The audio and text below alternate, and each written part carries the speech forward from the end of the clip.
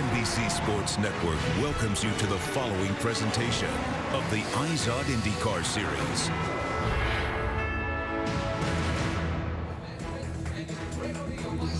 Downtown Baltimore and the Inner Harbor, a popular destination for a holiday weekend.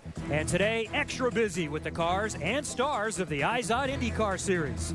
Last year, this 12-turn street course through the city ran its inaugural race to rave reviews. Today, 25 drivers will run alongside historic Inner Harbor and in the shadow of legendary Camden Yards. Baltimore is home to the Orioles and Ravens, teams with long-standing traditions. And today, this city could crown the 2012 IZOD IndyCar Series champion.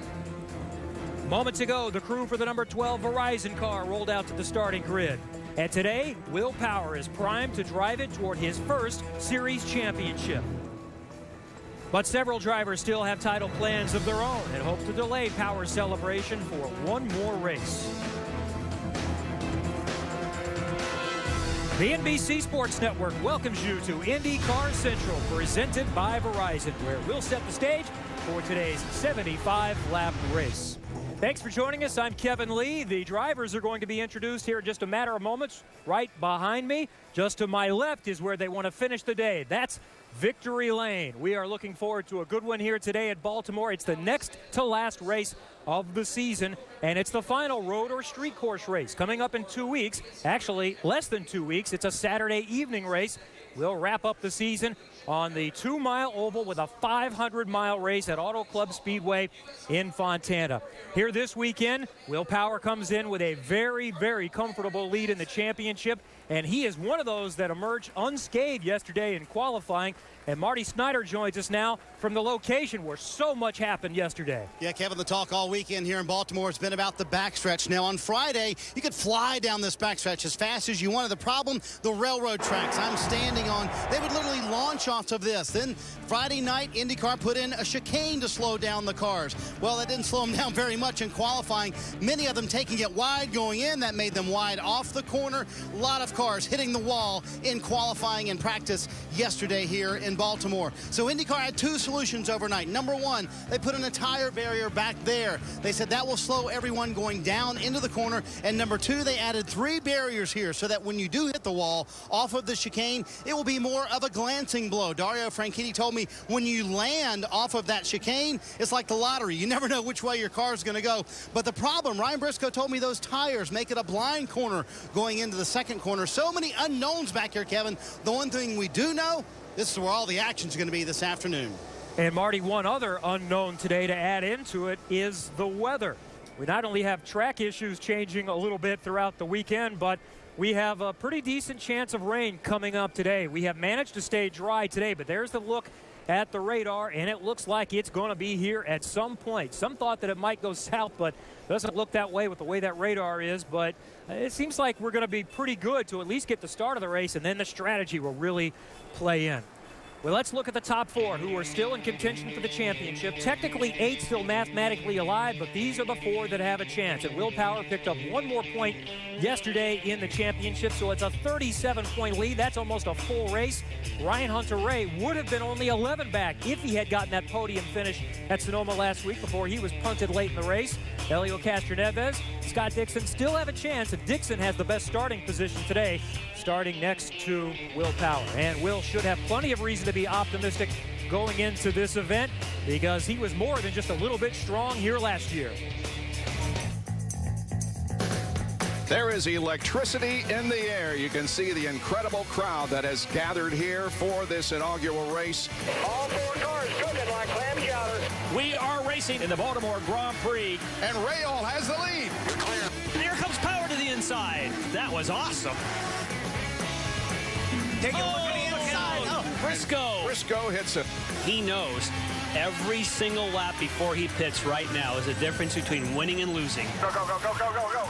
Go. Looks like Power is going to be able to hang on to the advantage. Will Power wins the inaugural Baltimore Grand Prix. Oh man, that was the toughest race I've done all year. And I just gave it absolutely everything I had. Everything. And the driver of the Verizon Wireless number 12 car, Will Power, joins us here on our set. Great drive last year, capped off a great weekend with plenty of fans in the house, but let's talk about this year. We've had a lot of issues with the track. Marty, just a tail. What's going on at the chicane? Are you okay with the adjustments that have been made? Yeah, I am. You know, I think it prevents people taking all that first curb. You know, honestly, I didn't care either which way. If they had tires or they didn't. But at the end of the day, it's the same for everyone. And, yeah, you can see it's quite a wild chicane. Yeah. Well, let's talk about what's going to happen today. You have a chance to wrap up your first championship after being so close the last 2 years. As I mentioned, you've got a comfortable advantage, but I'm wondering, what's the sense of urgency to get this done today? Man, I think we're just taking it like we take every race. I mean, that's the only thing you can do. You know, that's what's got us to this position. You know, we understand that we kind of cue off what Hunter-Reay does to make sure we're sort of on the same strategy, but you know, we'll just see with the weather and the way things play out. You just got to make the most of every situation.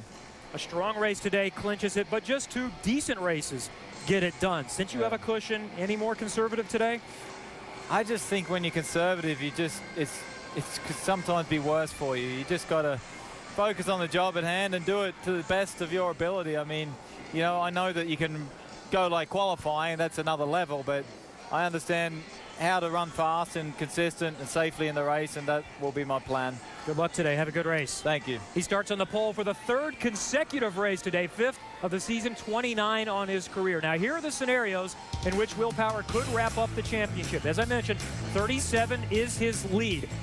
Ryan Hunter-Reay must finish 4th or better if Will wins the race to be able to maintain an opportunity next week. Elio would have to be the runner-up. Dixon is eliminated if Power wins the race. If Will is the runner-up, Hunter-Reay just needs to finish a little better than mid-pack. 9th, Elio 6th or better. Dixon would have to win the race. If the lead is 54, then it's all done. If it's 44, all he has to do is show up to Fontana and start the race, and he would be the champion. But there are others that are trying to get it done today, maybe hoping for a little misfortune for Will Power. There's Ryan Hunter-Reay, Elio Castroneves also looking for his first championship, and Scott Dixon is going to start next to Will Power. Stay tuned, plenty more to come from Baltimore. IndyCar Central on the NBC Sports Network is presented by Verizon, official wireless partner of the IZOD IndyCar Series. Welcome back to the streets of Baltimore as we get set to go racing here in just about a half hour today. Beautiful shot of the aerial. That actually was right above us. We're near Victory Lane. The driver intro is going on behind us, getting set for what we hope is a good one coming up today. Well, going into last weekend's race at Sonoma, we had the same 4 drivers still in contention, battling for the championship, but it was so much tighter. Just 28 points separating the top 4, and Ryan Hunter-Reay entered the weekend just 5 back, but it did not go well for 3 of the 4 contenders. The GoPro Indy Grand Prix of Sonoma is underway. Dixon spins. Contact from Castroneves. Car 3, drive-through penalty, avoidable contact. Way to go, Hunter-Reay. Cold blacks, and he holds off Scott Dixon on hot reds. See what happens when they get down here. Wow. Oh, damage on the wing. He's got damage on the wing. He does it. Will he be able to stop? No! Pumping in, pumping in. Copy, copy, copy. Scott Dixon, his woes continue. They're going to have to change the nose on that car. And he catches an air hose right there. Now you add a penalty to Scott Dixon. Man, that day just not going well. Green, green, green. Oh, look at Tagliani, goes to the inside. Ryan Hunter-Reay gets spun around. Another one of the title contenders. This is going to cost him a ton. It's the usual Tagliani deal. I mean, that's what he's known for. I take full responsibility, but yeah, I'm thinking about championship as well. We have to be in the top 22 to be in the leader circle next year. All right, I'm down here with the Great American Hope. Let me get this straight for a second, Ryan. We've got the motor at Mid-Ohio. We've got the tag at Sonoma.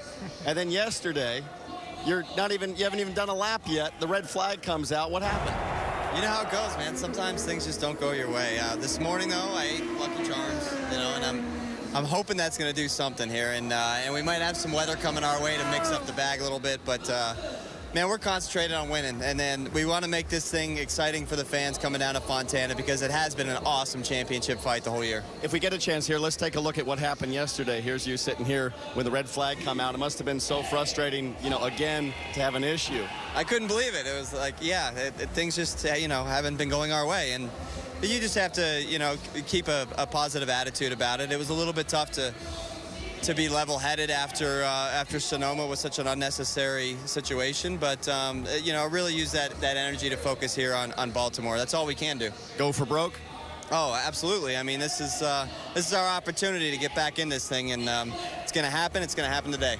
All right, Marty, so this guy's ready to stand on it. I'm noticing for the first time what a big right foot he has. You know what that means? He stands on the gas. Yeah, Scott Dixon going to stand on the gas, too. He's also going to walk across the introduction stage. We'll follow him when that happens. 55 points out. You told me last week, not time to be conservative. You have to make some things happen in the championship. So what needs to happen in the next 2 weeks to win the championship? Yeah, definitely. And here's very important, I think. We need to make a good inroads on Will. Obviously, he got the pole, which was definitely tough. But, we'll give it a good go. I think the weather's going to play a big part today. Obviously, we're expecting some rain midway through. So, hopefully the number 9 target car can have a great day. All right, go be introduced. Wave to the fans. I'll interview you more once you wave a little bit, okay?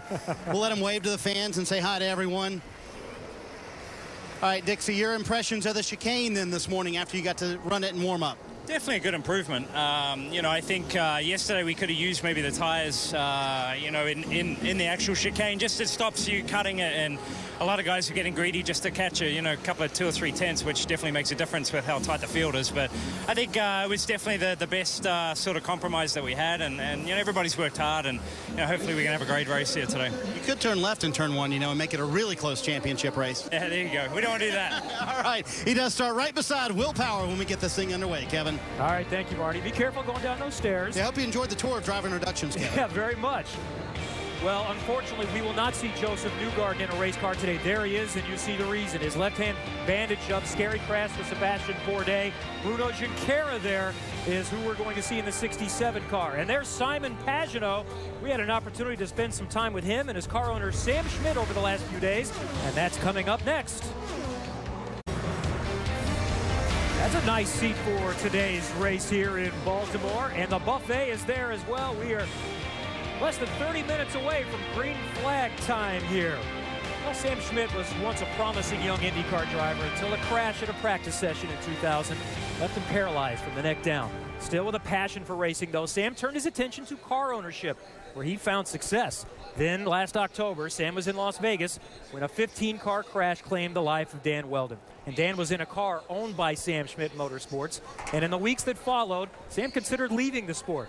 But he returned with 28-year-old Frenchman Simon Pagenaud. And despite a resume that included only 3 IndyCar races in the last 4 years, after 1 season in Champ Car, Sam and Simon combined talents and personalities to succeed in 2012. Las Vegas was obviously a wake-up call. We hadn't had a fatality in the series in several years. I'd be lying if I didn't say I didn't reevaluate everything. There's my situation, and I think it's just a matter of a step back, look at the situation, and at the end of the day, what would Dan want us to do? We're racers, and I've been racing all my life, and racing accomplishes so much for me on many levels, so I guess, I need to be here, I need to be doing this. Sam is very famous at picking drivers coming up the ladder. And when it came all about building that IndyCar team, he contacted me pretty early on. He gave me the opportunity to show to the IndyCar world what I could do. He keeps giving me what I need, what the team needs to go faster and faster and faster. If I go faster, I do a better job. I look better, the team looks better. It's good for both of us. It's a win-win situation. I think Simon's been just a really good addition to what was already a good thing, and he works really hard, with the team, works very hard outside the car, and that motivates the team members to do their best because they're seeing how hard he's working. I mean, to think that he's accomplished what he's accomplished this year as a rookie, it only gives us really good encouragement and motivation for next year. There's pressure on me now because we've done so well, yes, but the pressure is off because we've done so well, and I think we know we've got a good a good race car, a good team all together. So now we can, you know, yes, everybody's asking us when are we going to win, but, you know, win will come. You know, we did establish some goals pre-season and definitely have accomplished or surpassed any of the expectations for the season so far on every level, whether it's Simon, whether it's the team, whether it's the pit stops. On the commercial side, it's all been, you know, really good. I think, you know, everybody else should be watching out, right? Watching their mirrors, right? And Simon is one of those that's been knocking on the door for a win. We've talked about the top 4 in the championship, but it's still very interesting after that, especially 5th through 7th. 5th is the final position that pays bonus money at the end of the season, and Pagenaud has that advantage by a slim margin on Tony Kanaan and James Hinchcliffe, and a lot of pride involved in what's happening there. So still some jockeying for positions in these final 2 races. There's Simon Pagenaud. We'll talk to him here coming up in a couple of minutes in his ride around with Mike Conway. Call Star Indy for live in-car cameras, driver pit crew chatter, and more. Download IndyCar Mobile only from Verizon. And several new features on the Verizon app. They've also been streaming the driver meetings with Bo Barfield, the race director. Well, coming up along with Simon Pagenaud, we've got the grid run with Robin Miller, and also our Professor B coming up with Jan Beekes. Another beautiful shot of the Inner Harbor. This is one of our favorite weekends. Not only the racing, but getting to explore this area with so much to see, so much to do. We're getting close to the start today here in Baltimore. Well, engine manufacturers spend time and money trying to go fast, but they must also consider what happens if it all goes wrong. Jan Beekes explains on this week's edition of Professor B.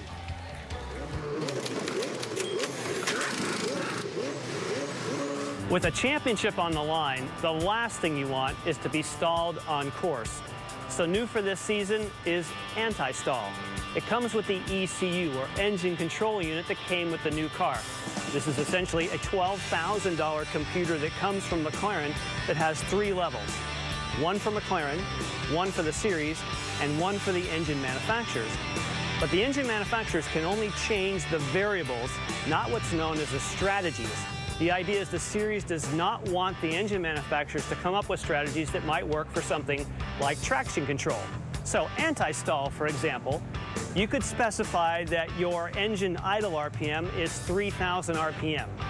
But then you could put in the parameter that if it drops, let's say, to 1,500, it would then send a signal to the other computer, a CCU, that's the clutch control unit, that would quickly disengage the clutch. Now, Honda is the only manufacturer that's chosen to do so. Lotus and Chevrolet have not. And that was the case for Ryan Hunter-Reay in Sonoma. He manually grabbed the clutch and kept it running, but then with hot, sticky tires, he stalled it when he tried to pull away. No anti-stall system will help you there. All right, thank you, Jan. And that's the technology, anti-stall, that all the Honda drivers are hoping to avoid today. Well, it's getting busy down there on the grid. The drivers have made their way back from their lap around the track, from driver introductions. Let's hear from some of them. It's time for the grid run with Robin Miller. A long overdue grid run. Okay, kids. Little Ray Hall, get over here. Now listen, if you're driving for your old man next year, you're going to call him father, sir, or hey buddy. We're not talking about that. Yeah, sorry. But if he's always dad to me. Okay, thank you. Good luck. All right, I just saw Newgarden. All right, brother, Joseph Newgarden, you got hurt at Sonoma. What hurts worse, watching this or your hand? Oh, watching this for sure. The hand's fine. You going to be back at Fontana? Absolutely. I'll be there no matter what. Because you can drive an oval one-handed. You're a smart guy. I like that. All right, we're moving on. Ho! Dr. Mattioli's grandson, Brandon, runs Pocono Speedway. How are you, brother? I'm good. How are you today? The rumor is we may see you next July with Indy cars. That's a rumor. I'm on vacation with my family, actually. Nah, you've been at St. Pete and you've been to this race. We're thinking we're going to have an IndyCar race maybe in the Pocono Mountains again. Who knows? Just look at 60-40, 70-30? Who knows? Spoken like a promoter. All right, we're moving up. Still moving. Oh, no, Bruno's not here. I couldn't understand him anyway. I might have loved Bruno, but he's a tough guy to understand. Hey, Castroneves! Slow down. You run that fast, in qualifying, you wouldn't be back here. Hello, son. Oh, we're on camera here. This is the grid run. That's why I'm out of breath. the hell are you doing way back here? Yeah, big mistake. Decided to pull a good lap, thinking next would be better. I made a little mistake. My bad. Chrome horn coming out? Say that again? Will the chrome horn be coming out? Well, they're going to be, if I need it, I'm going to use it if necessary. No more Mr. Nice Guy when the green flag drops. All right. Now, we haven't talked to, where's that old man? Where's Barrichello? Where is he, boys? Where's your driver? Where's Rubens? He's not here yet. He's never where I want him. Oh, there's old A.J. Foyt. He's still standing. Mr. Foyt! We're on live TV, so don't cuss. Good job. Sir. Good job by Mike Conway qualifying. A very good job. All right, he's starting 12th. What'd you tell him? Leave there like a thief at night and hurry back. Leave like a thief at night and hurry back. Spoken like a true Texan. I like that. All right, we're heading this way. We're going past Marty? Here we go, boys and girls. Where's Barrichello? Rubens. Hey, rookie. Turn around here. This is live television in Brazil, too. I saw you running last year, so I'm glad you came to visit me. All right, here's what I want to know. We're going to see you back next year? Yes. Maybe Honda? You're asking too much, Okay, man. thanks. Good luck. All right. Pagano, what color's his car? We haven't talked to Pagano. There he is. Well, there's his car. Hey, Friendly Frog. This is live TV. All right, brother. We just did a little feature on Sam, and... Can you breathe? Please. I'm 62 years old. Of course I can breathe. That's pretty old, yeah. What? You got a fast race car. You feel any effects from your crash the other day? No, actually, you know, the cars are really safe. The seat, the way it's made, really protected my spine. I felt just a little touch of pain when I landed, but I'm all good. A little bit disappointed. I think we had the car for front row yesterday, and I didn't do my job right. But trust me, Robin, I'm coming to the front today. The other thing is our feature with Sam about how he's been good. You said he's been good at picking guys. You guys are surprised everybody because you're 5th in the championship. You're a one-car team. You haven't seen most of these tracks. What were your expectations? Well, you always expect to go for wins, right? You don't start a championship thinking you're going to be 15th. But it's certainly we've expected our goals. But every time you've overachieved it, you want to do even more. And I think there's still quite a little bit we could get, definitely in me. So yeah, I'm looking forward to next year, and I think it should be good. Okay, I was going to let you throw it to break because you've never done that on television before, but Pagano's starting in the back. He'll go to the front, probably won't use the horn. Stay tuned for more on NBC Sports Network. IndyCar Central on the NBC Sports Network is presented by Verizon, official wireless partner of the IZOD IndyCar Series. Welcome back to the IZOD IndyCar Series on the NBC Sports Network. The green flag coming up from Baltimore here in a few minutes. Hello, everyone. I'm Brian Till, filling in for Bob Jenkins this weekend alongside Wally Dallenbach and Jan Beekes. And guys, anytime we come to a street circuit like here in Baltimore, the concrete walls are unforgiving. And a lot of times the organizers will place a chicane on the racetrack in some of the areas that are a bit more challenging. They did that here last year over a railroad track on the front straightaway. It was a triple chicane, and the drivers did not like it. So, Jan, when we came back this year, they tried a different approach. The idea was, let's not use the chicane at all, but they found out right away. Look at Simon Pagano, nearly 2 feet in the air as he crossed those railroad tracks. It just shot a shockwave up his back. The drivers talked about it. They stopped the session, and for the afternoon, they decided we're going to have to do some grinding and put up some tires to have a makeshift chicane to see if we can get slowed, Wally, over those railroad tracks. And it was the drivers' committee to decide, hey, let's not use the chicane. That didn't work. So now they went to the chicane. We had a lot of guys clobbering the wall over the weekend, 7 cars to be exact. But it's just kind of funny. There was all these drivers talking about all these changes. My dad used to say, throttle works both ways. And in other words, you control the car, the track doesn't control you. Will Power was a half a second faster than everybody in qualifying. He didn't have any problems going through the chicane. I think they just need to figure it out and drive. And here's what the chicane looks like now.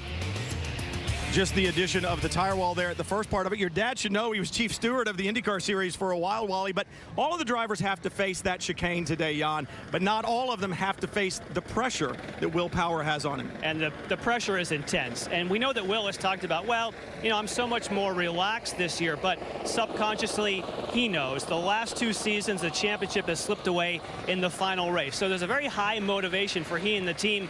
We've got to lock it up here, whatever we do. But This is another race where pit strategy could come into play. We know in the last 2 races for Will Power, he's had problems on pit road here in Mid-Ohio, and the same thing happened at the last race in Sonoma. So this is a wide open race as far as pit strategy and pit windows go. So I think he'll be nervous in the car, and definitely the crew, Wally, I think, behind pit lane. Yeah, the guys chasing for the championship, Captain Evans, Ryan Hunter, they don't have great starting positions, but Scott Dixon does. He's starting right next to him.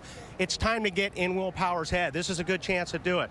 Scott was awesome at Belle Isle, Detroit. He had him covered. So, you know, there's a big point gap, but you know what? Today's the day. If you're going to get it done, Dixon's got a shot. Mess with Will Power. We'll see what happens.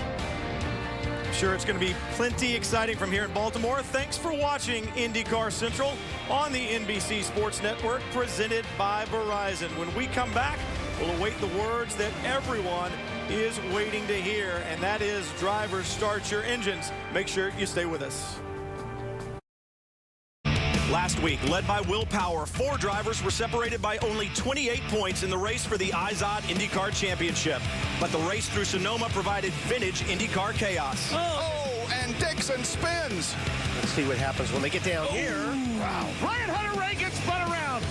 And left 3 of the 4 drivers anguishing in a loss of points hangover. This week, the IndyCar convention speeds east to Baltimore, and the keynote figure remains Will Power. Can the Aussie driver for Team Penske move closer or even capture that elusive season championship after back-to-back runner-up finishes? Or will those chasing Power, as well as their own victory aspirations, close the gap once again? Power is already king of IndyCar roads, but if he falters on the streets of Baltimore, his coronation will have to wait until the final race.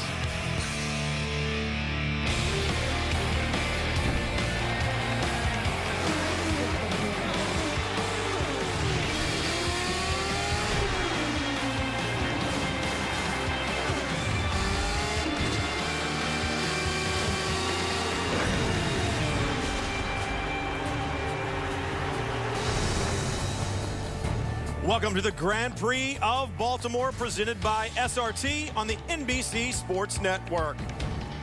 Things are hot in Baltimore, and they are about to get a lot hotter, I should say, because the IndyCar engines are about to be fired up. Let's listen to the command. Baltimore race fans, are you ready? It's time for those most famous words in motorsports. Please welcome back Colonel Gregory Gatson as he gives the command. Drivers, start your engines! The command has been given. Pit next, let me hear you when you're ready.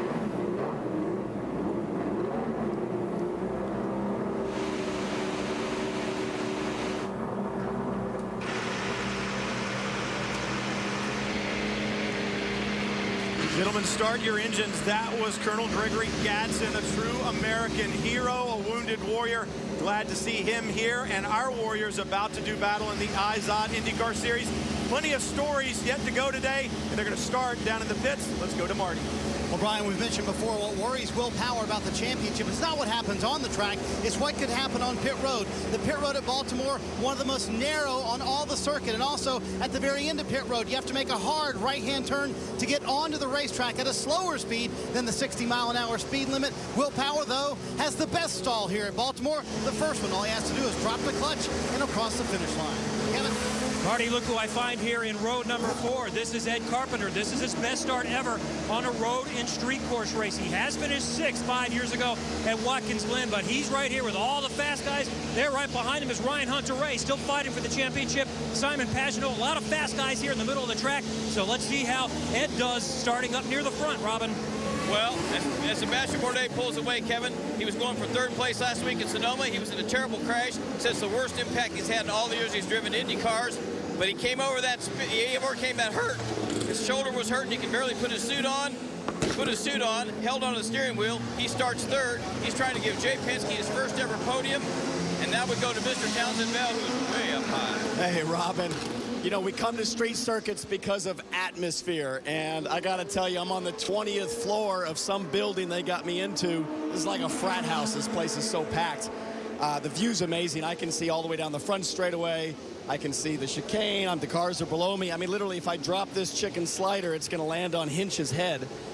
Behind me is a gal named Maggie. Maggie, this is some sort of cure pain institute. What are you doing here? Yes, we do everything for neck and back pain, and we're also hosting the Boy Scouts of America today. Now, Maggie, I raced really hard yesterday in the ALMS. I got a little lower lumbar issue. Is there any way you can take care of that right now? Yes, we can do anything from the lumbar, actually the sacral issue, all the way to the lumbar, up through the thoracic and the cervical. Can you give me something right now as we're waving to the helicopter? All right, guys, let's have a great race. What a view. What an atmosphere here in Baltimore with the chicken slider, I might add. I knew he would get a massage out of this before the day was over with. Jan, they're going to have to do battle on a very tight street circuit here in Baltimore. And, of course, from that aerial view, you get an idea of how tight these streets are. But if you take the world view, you get an idea. Camden Yards, very clear on the left-hand side. On the right-hand side, the Inner Harbor. And the race is going to start today right down Pratt Street. After you come off the chicane, they're going to form up 2 by 2 and a great passing zone into turn number 1. Big bumps going in there, and another great opportunity into the hairpin in 3. That's where there was a big traffic jam last year. Revised section 567, then past pit road. That's where Marty was talking about, weaves you then to the fastest part of the racetrack, back to turn 11 and 12. And of course, the chicane has been added between turn 12 and the start-finish line.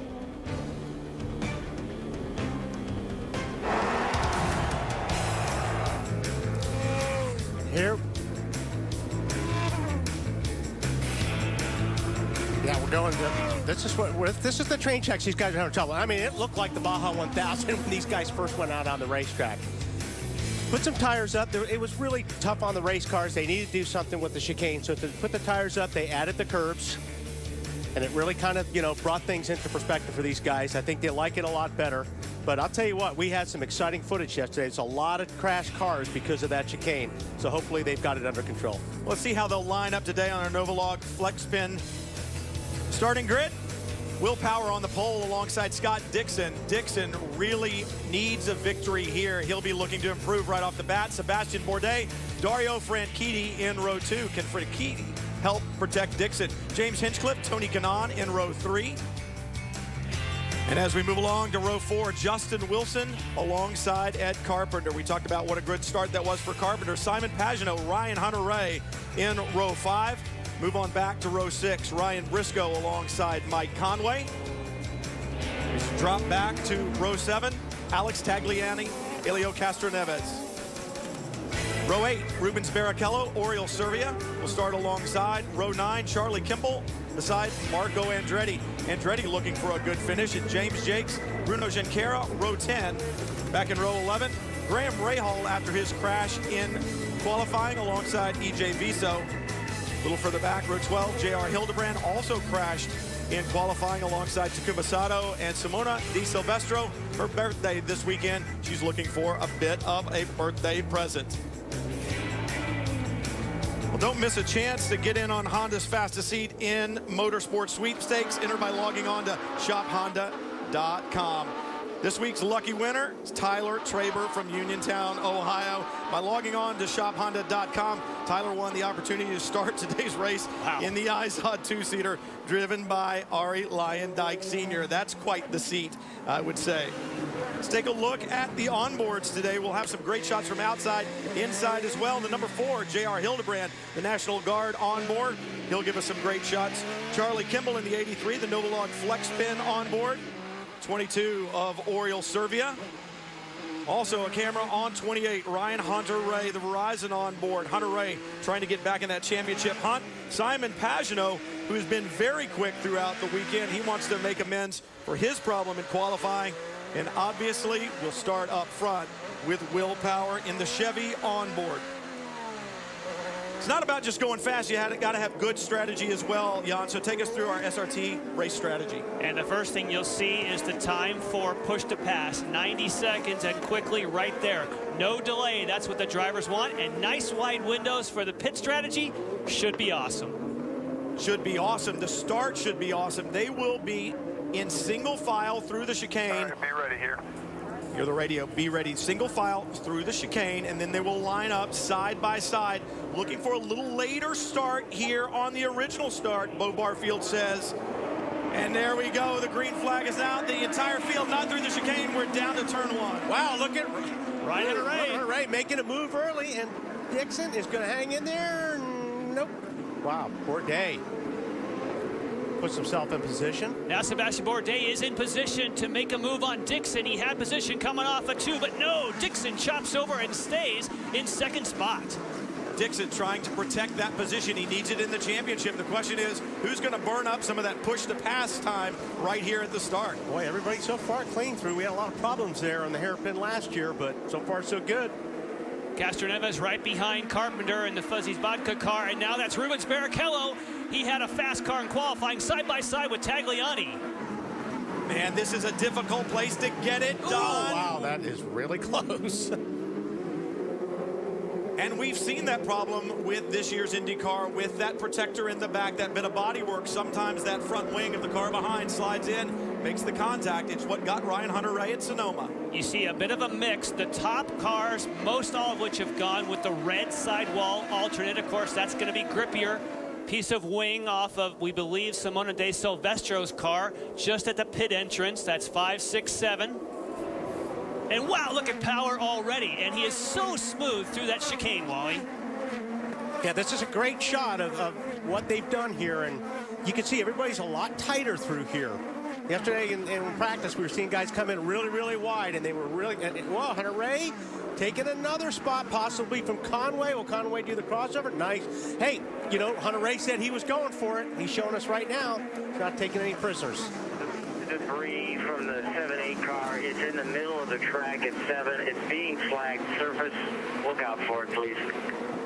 Hear the radio communication. Ryan Hunter-Reay on a move. Take a look at the start right out of the chicane. Yeah, he got a great run, and he just, all of a sudden, he cranks to the left here. There's an opening, so he went for what it. Great timing. That's the way to get off the chicane. It just blew by Ed Carpenter. Then the next lap comes in and keeps that momentum on Conway. Ryan Hunter-Reay knows what he needs to do to get back in this championship hunt, and he's doing it right now. The next car in front, the number 2, Ryan Briscoe. Ryan Briscoe, of course, in different colors, PPG colors. The blue, black, and white had the Hitachi colors in Sonoma after that win that was so desperately needed, but surprising that Ryan Briscoe did qualify as well as you would expect. Now he's going to have a great tussle with Ryan Hunter-Reay. Look at the gap that Will Power has already pulled out as Simona De Silvestro on pit road to replace that front wing. EJ Viso in as well. There's a look at Tim Cindric watching his man Will Power. Power already very impressive. Talk about impressive. And that was a close moment again for Ryan Hunter-Reay. He wants to keep that momentum. When you have momentum and you're fast at the beginning, when you're heavy on fuel and your car's working well, now is when he needs to make those positions, and Tagliani gets that position from Ed Carpenter. Tagliani moving up as well. You see Elio Castroneves in the yellow number 3, the Penske truck rental car. Mike Conway. You know, Jan, I question too, how many guys perhaps started with the rain setup today, knowing that weather is coming? If you start with a rain setup, it's definitely gonna, I guess you would say, well, you flop around a bit. Right. It'll be softer, it'll bounce around. Those who are really racing out, like a Ryan Hunter-Reay, he looks to me like that would be a dry setup.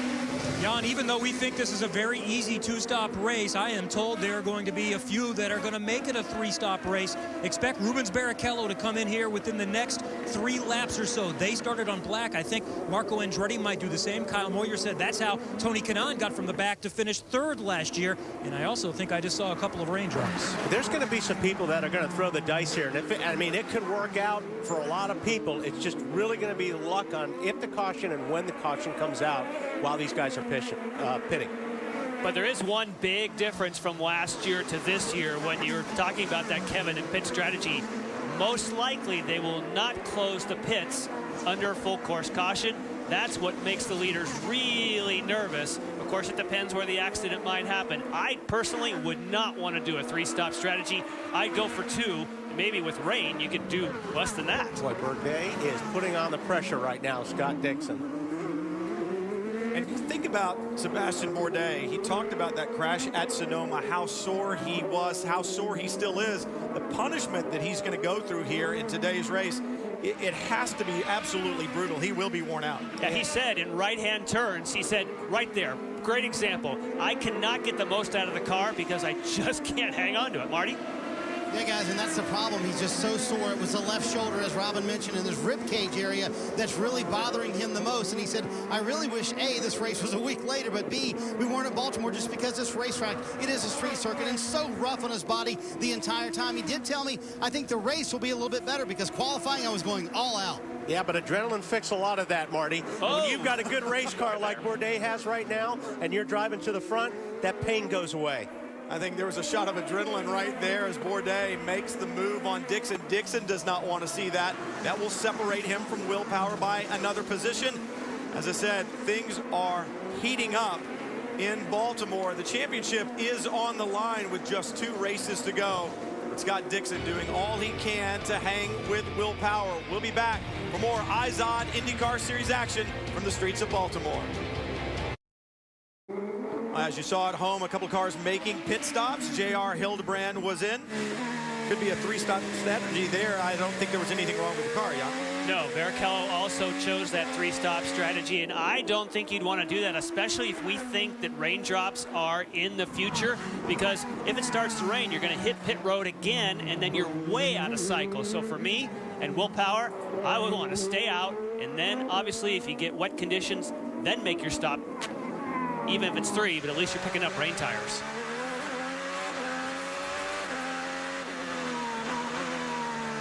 Great shot here from Will Power. We've got 2 shots, so we've got a driver shot. And what the driver's looking at, oh boy, if there's a guy that can get around these street courses any better, I don't know who it is, because this is really fun to watch him drive.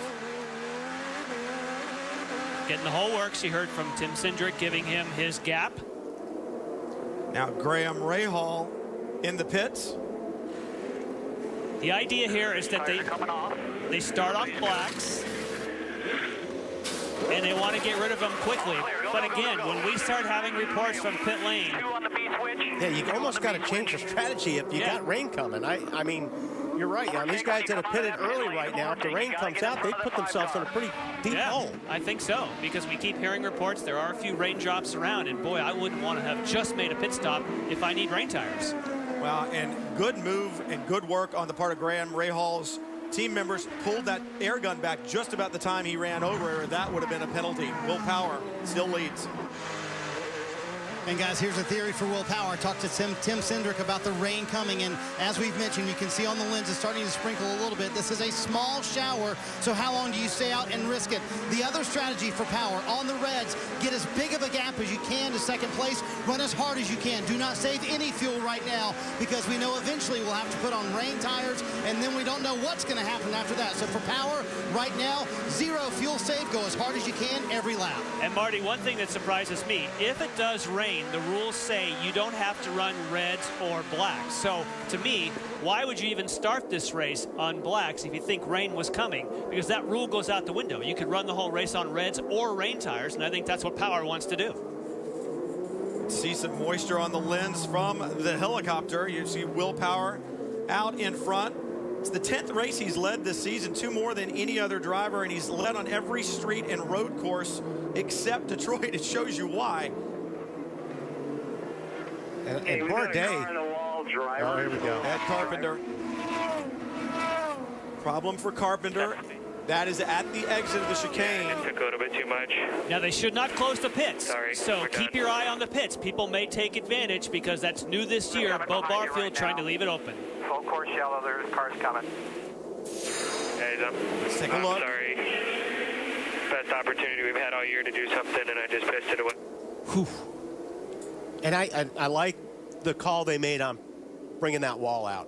That was a bad angle yesterday before they pulled that wall out. So I think that was probably a much easier shot that Ed took if they would have had it the way they had it yesterday. It looks like Power and Bourdais did not come to the pits that time. Carpenter in his car, and you heard him say on the radio, I'm sorry, guys, it's the best shot we had all year. We talked about his starting position. He said, I threw it all away. See, Marco has hit the pits. 15 car. Sato is in.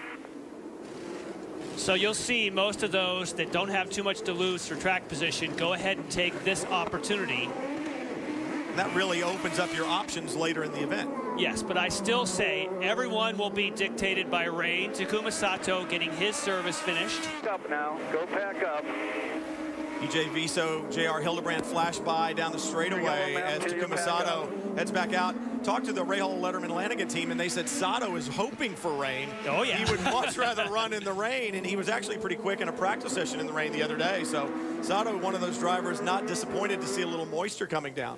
Okay, now this is going to be interesting to see. Bourdais, if he's running as good as he's been running, I think this restart's going to be pretty exciting. And Sebastian Bourdais is not afraid to make moves around the outside, so turn 1 should be awesome. Well, our leaders had the opportunity to dive into the pits. They did not.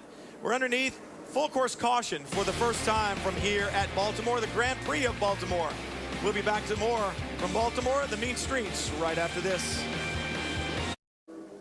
Every week, the NBC Sports Network takes you behind the scenes of the biggest matchups in Major League Baseball. This week, go inside Orioles and Yankees on Caught Looking, Thursday, 9 Eastern on the NBC Sports Network. Full course caution is out at the exit of the chicane. Ed Carpenter, and it is Carpenter's first DNF of the season. Take a look from on board with Charlie Kimball. And you'll see that he actually does pretty well on the first one. It's the second curve that he catches there, Wally. And when that front wheel comes off the ground, obviously you'll see it here, the second curve, as soon as he catches it, the whole front comes off, and there's no way you're going to turn. Yeah, I mean, he bottomed on the curve. When he hit that curve, it bottomed out, and once that happens, you've lost control. And if you think back over the last couple of races, we haven't seen many full course cautions, so this is one of the few, and it has closed the gap back up. And I'm sure Will Power didn't want to see it. Sebastian Bourdais had been closing down on him in the last 3 laps. It closed it down to about 2.5 seconds. Yeah, Sebastian likes it for 2 reasons. One is that he has a chance to go after Will Power. Number 2, he can rest that shoulder. Yeah, because he did say he's good for a few laps and then he really has intense pain. But I agree with Wally. I think that Sebastian Bourdais is going to go after Will Power, but he's won 4 championships himself. He knows he can't do something crazy and take Will Power out, so he'll do it respectfully. Of course, the other thing he wants to do is move up on the all-time win list. You look right now, he's right there tied with Paul Tracy, and you know the relationship they have, that probably doesn't sit too well. Everybody's got a long way to go to get to AJ, though. Oh, yeah. And guys, just to let you know, the legit rain has now hit pit road, so it's raining big drops down here now. All the teams on my end of pit road have now pulled out rain tires. They have them up on the wall. We could be making a move to rain tires here any moment. But again, they think this is the small shower. The big rain is not quite here yet. Marty, have you heard of anybody that maybe went to a rain setup for this race? No, I did ask Tim Cindric, and I said, do you think anyone is on a rain setup right now? And he said, I really don't think anyone's made that move this early in the race. So I think the answer to that, Wally, is no right now, but they're going to have to try it with the rain tires here in a little bit. Well, Mitch Davis told me from Charlie Kimball's car that they did start with the rain setup, so just curious to see if that works out for them. We'll see if the shower passes us by when we come back to Baltimore. More IndyCar action coming your way. Welcome back to the Grand Prix of Baltimore, presented by SRT on the NBC Sports Network. And you can tell from the shots from the helicopter, there are some showers in the area, and they're actually one on top of the racetrack. And it's a little bit damp out there. The leaders have not come to the pits during this full course caution because of the crash for Ed Carpenter. For more on Ed, let's check in with Townsend Bell. Well, thanks, Brian. Ed, not the way we wanted to see you end this thing this early. You know, a great start for you, your best career start. Tell us what happened out there. You know, it was a good weekend for us. You know, it's a disappointment for the team and Fuzzy's Vodka. We had a good finishing streak going, and we ended that. But the good news is we had a better weekend. We had more pace. You know, we were running better in the race as well. So I mean, you know, it's progress. You and I were talking about it last week. So I'd rather show Fuzzy Vodka guys progress than start last and run around last. So, you know, I'm really disappointed in myself because, you know, I just tossed away a really good opportunity to get us a result. You know, but we'll just come back fighting next time. I should point out, your first DNF this season, you're the only driver that's gone that long without a DNF. I know. I really wanted to finish the year out. You know, I don't know that it's been a long time since someone's done it. So disappointed for that. But, you know, gonna move on from today and start thinking about winning Fontana. All right, I'm going to put in a good word for you with your team owner. Takuma Sato, Okay, you know Tony's number. Takuma Sato just in the pits, stayed with slicks and just splashed with fuel. Yeah, I mean, as long as you're at the back. Track's wet, the tires are cold. Let me tell you something. These guys are going to be sliding around here when this thing goes green. I'm about to tighten up my belts right now. Side-by-side restarts. Will Power on your left, driver's right. And this is about to be discovery in the braking zone. Oh, look at Simon Pagenaud. Simon Pagenaud, blue and white car, going up the inside. Bourdais looks around the outside. That's not going to work. Dixon tries to move. Hinchcliffe in the middle does a nice job. Good stuff. Dario in black livery this weekend. Whoa, look at these guys are sliding, I'm telling you. Will Power in front in that black and white Verizon entry. Sebastian Bourdais, his white and blue 7 may get a move off the hairpin. And definitely some contact there, quite a few. One of those was Marco Andretti. That's Pagenaud leading that group, and they're tiptoeing through because it's really slick there. Trying to get the power down off turn 4. James Hinchcliffe in that green, number 27. And he's passed right now. This is good. Ryan Hunter-Reay works his way by. Wow. Uh-oh, Conway gets turned around. I was getting ready to say, you can't go side-by-side through there. Bruno Junqueira does not look like his car is still running. Of course, Conway's is. Aggressive drivers, cold tires, damp racetrack restart. Yeah, and it's always exciting. Yeah, he's going to have to try to get a start here, but you saw Bruno Junqueira move his finger in a circular motion. It says, I need help with a restart. And the caution is out.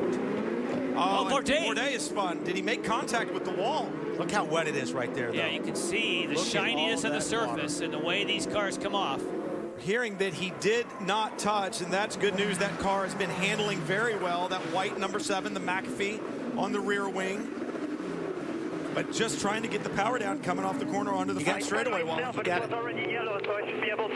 You've got to treat the throttle like there's an egg underneath that pedal. He's saying, I lost it under yellow. Can I reposition? Please. That's immediately right, on the button. But immediately, he came on the radio and he said, I spun myself. I should get back to second. That's where we really should be. Yeah, but doesn't that come back to maintain and pick car speed if you don't, if you pace car speed? Yeah, I think that applies on the grid, but not here. There's Bruno Junqueira, of course. You can see the rain coming down at the moment that he did lose that. Now let's look at that contact. That was a little bit of help, I believe, by Castro Neves on the back of Conway. I think you're right, Jan. Take a look. Overhead view, watch the Penske truck rental. Well, Castro Neves. Said he might use a chrome horn. He did there. They may have ganged up on him. Sebastian Bourdais. Oh, and it looked to me like also there was help for Junqueira, too. Now, here's what we're looking at for Bourdais. Marty?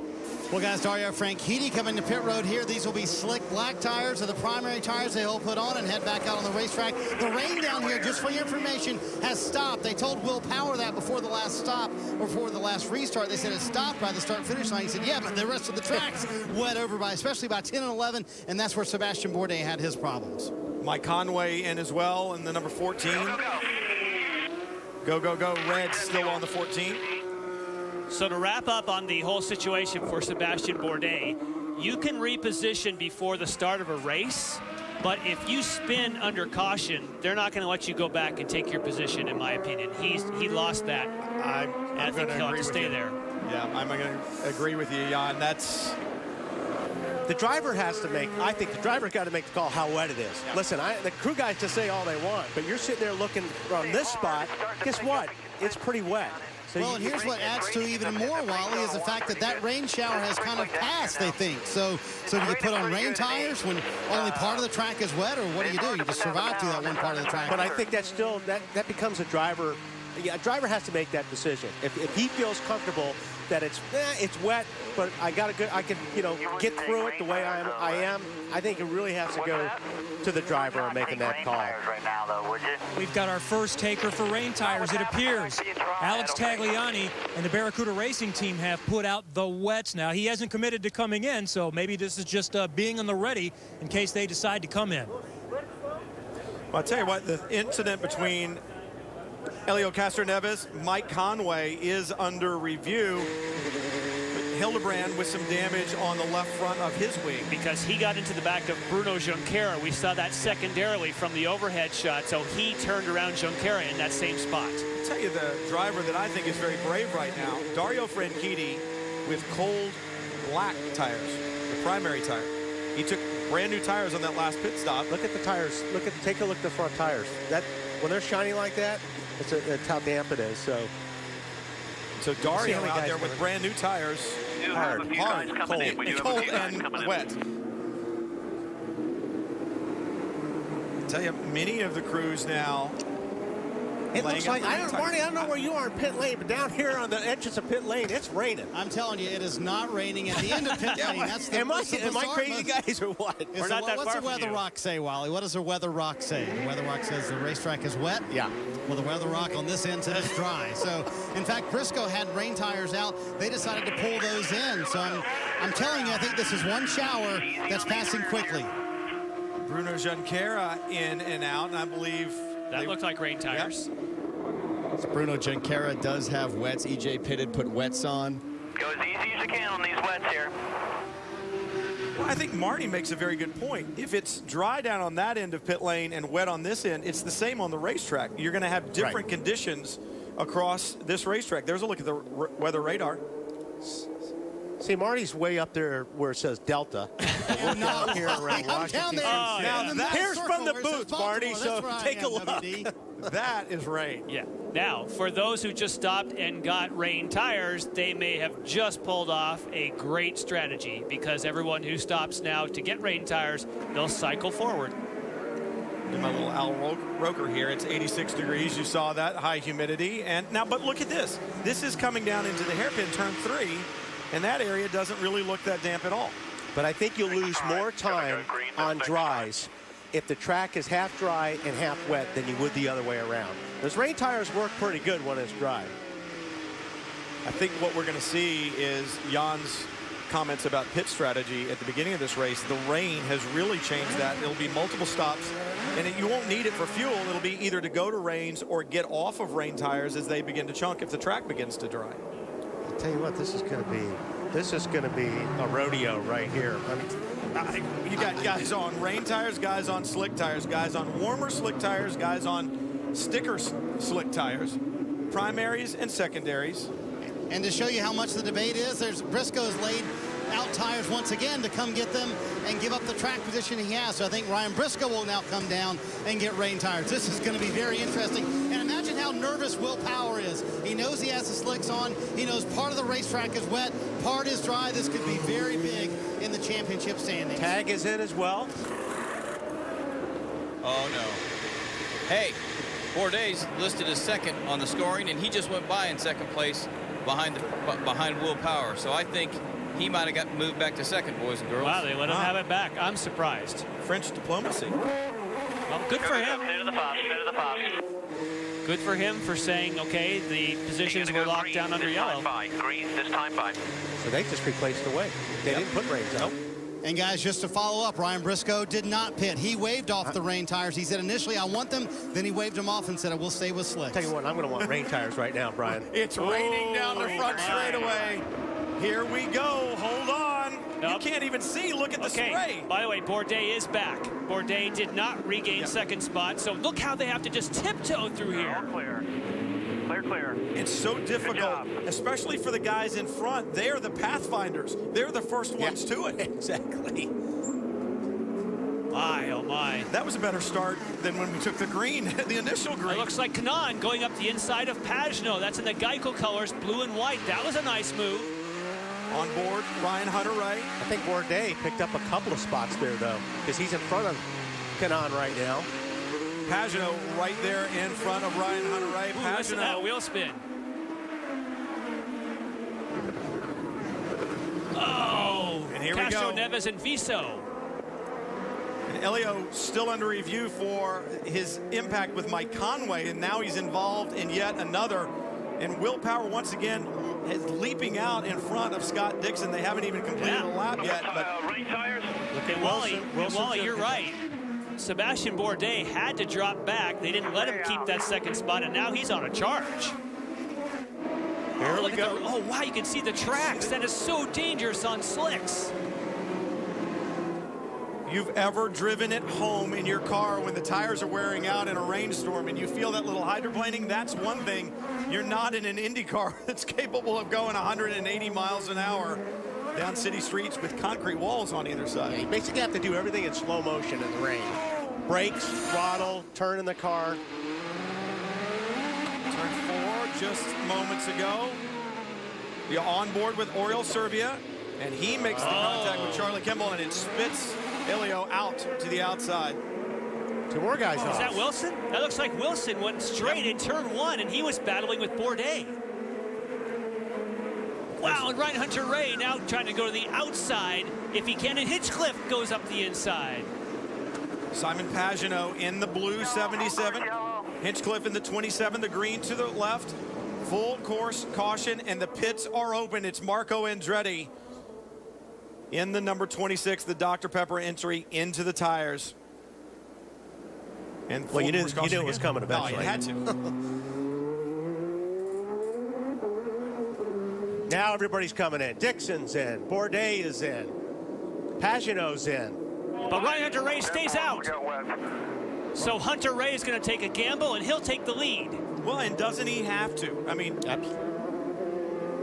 hey guys, you see Will Power, the very front end of pit road. He will put on rain tires. Hanging on is what he said on those last few laps, and it has started to rain now finally on pit road as he leaves pit road with those rain tires. Close for Bourdais getting out of the pits. Almost got into, I believe that's Ryan Briscoe there in the blue. Helio Castroneves now in his yellow number 3. Behind him, Dario Franchitti just coming out. Oh, and that's close at pit out. Servia, Di Silvestro. Hang on. Yeah, they have some problems there with Castroneves.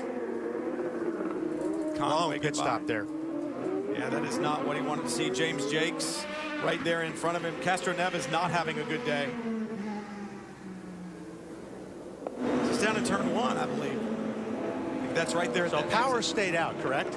No, Power didn't come. So Hunter-Reay is in the lead, which, you know, great move by those guys. They had to do something. There's such a gap there in the points. So. And when you look at push to pass, he had used a fair amount of that, trying to move up and get position. So they're willing to gamble right now to move the car forward. Both Andretti cars, Hinchcliffe as well.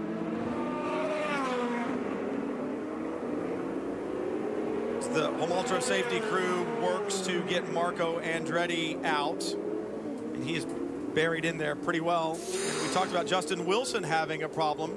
This is down in turn 1. He's battling. Somebody comes in way. That's Wilson. Okay. And a good call on his part. Another car right behind him. Tony Kanaan followed him through. Oh, and Tony Kanaan. Wilson did what he was supposed to stop to be waved. And Tony Kanaan said, see ya. See right here, this is Marco here. It's just a little bit wide. I got it. Just couldn't get it turned. Yeah, just. At that point, you've got to decide, that's not going to work. I got to take the escape road. When in doubt, straighten it out. And he didn't. Marco Andretti in the tires, and it brings out the full course caution. We got so many decisions you've got to make, and Marco Andretti made the wrong one. Full course caution out again from the Grand Prix of Baltimore. The IZOD IndyCar Series. We'll have more when we come back. Well, the rain coming down in Baltimore, and that is really going to make things interesting. Well, you know, you can call Star Indy for live in-car cameras, driver pit crew chatter, and more. That would be a great time to do it because it is getting interesting. Download IndyCar Mobile only from Verizon. And Brian, the thing to watch for here, as you look at those cars, the first 6 cars are on slick tires. So if they go green here, you're going to have 6 of the lead cars on slicks trying to go down to turn 1, which is clearly now wet. Well, and Ryan Hunter-Reay has James Hinchcliffe with him right there, and he can kind of be his tail gunner and provide a little defense, perhaps. Hunter-Reay trying to stay in that championship. Hinchcliffe, mathematically, he's there, but for all intents and purposes, he's really out of it. So perhaps he can do a little blocking if need be. We know Dario has said he'll protect Scott Dixon. So teammates working with teammates as we come back through the chicane, line up side by side again. Wow. This for a is double final restart. Like on ice for those first 6 drivers. Guys on rain tires are going to be a lot more aggressive, though, in these conditions. So we'll see what happens here. Over the bumps, the braking zone. This is where it's all going to go wrong. Yeah.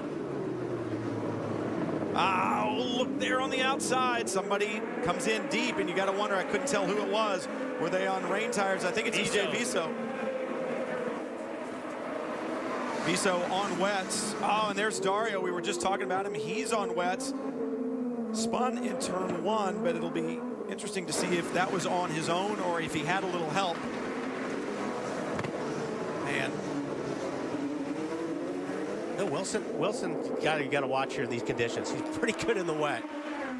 Putting some pressure on Hinchcliffe. Full course yellow. That would be for Franchitti. This is definitely a bonus for those in the front. Simona Di Silvestro with damage on the front wing. This was good. This was good. Good job. Not sure who. I believe that's Michael Andretti, because that's what. Hopefully we'll give it a chance to dry out now. Yeah. Yep, that's Michael talking to Hunter Ray. Yeah, copy. When we talked about it, you needed to gamble. If you're Ryan Hunter Ray, you got knocked back in Sonoma literally and figuratively in the points, and so you've got to do everything that you can. This is turn 1. And Simona De Silvestro, that's why the wing got damaged, because she got in the back of Dario Franchitti. Just couldn't get it slowed down. I'm not sure I saw much lockup there, but she just couldn't get the car slowed down. And Michael Andretti, I agree with. This is a great bonus for those in front on slicks, because it doesn't appear, at least on that shot, as though it's still raining. It might dry a little bit. Although we'll see how many guys duck in right now and get those wets off and put the dries back on. I think once you have taken the gamble, you have to stay with it. I wouldn't. I mean, if it looks like it's going to be clear, I'm getting those rain tires off right now. No, I'm talking uptime. I'm talking about the first 6. Oh, yeah, I'm talking about the guys on the rain tires. Yeah. Well, you know, we talked about when we came in here that willpower and the streets, there's no margin for error, and certainly you get mixed up with all this traffic. He's got a championship on the line, and this has to make him hold his breath. Hey, lock that right front up just a little bit. He had a little contact there with Bruno. Well, he said, I'm not going to do much differently. I don't want to hold back. That's not what I've done all year long. And he looks up into the inside of Junqueira there in that blue and black Indy car, and just a little contact. And Brian, when he came by pit road, he actually asked Tim Cindric to look at the wing, and Tim said it looks fine to us. They are going to keep him out there. They do not think there's any wing damage permanently for Will Power. They are reviewing the 78. That's, of course, Simona De Silvestro and that contact with Dario Franchitti. Most likely, I mean, that's a fairly easy call, don't you think, Wally? Yeah, I would agree. And there's what you're talking about. I was talking about if you're on slicks in the front, keep them there. It looks like me. I think it's going to be dry really quick. But they're doing exactly what you say, Wally. Take the opportunity. Everybody, the 10 car you see. That was the for everyone. Power. Yeah, that was Will Power you guys heard, and he wants to put slicks on. Also, Ryan Briscoe's going to come down pit road and slicks on. So a lot of these guys are going to hit pit road and come and get slicks. Why did Ryan Hunter Ray peel off? I thought Ryan Hunter Ray was in a perfect position on slicks, and he just hit pit road. But still, he still should come out okay. He's got a lot of cars behind him that are going to be but he just let all these guys go by. 3, 2, 1. Keep your revs up. Ryan Hunter Ray is coming in. These are not rain tires. These are the red alternate tires. Marty? Sebastian Bourdais, also Ryan Briscoe coming down pit road. They will go to slicks, both on reds. Sebastian Bourdais on slicks, and also, or sticker tires, I should say, Ryan Briscoe. Those are on used tires.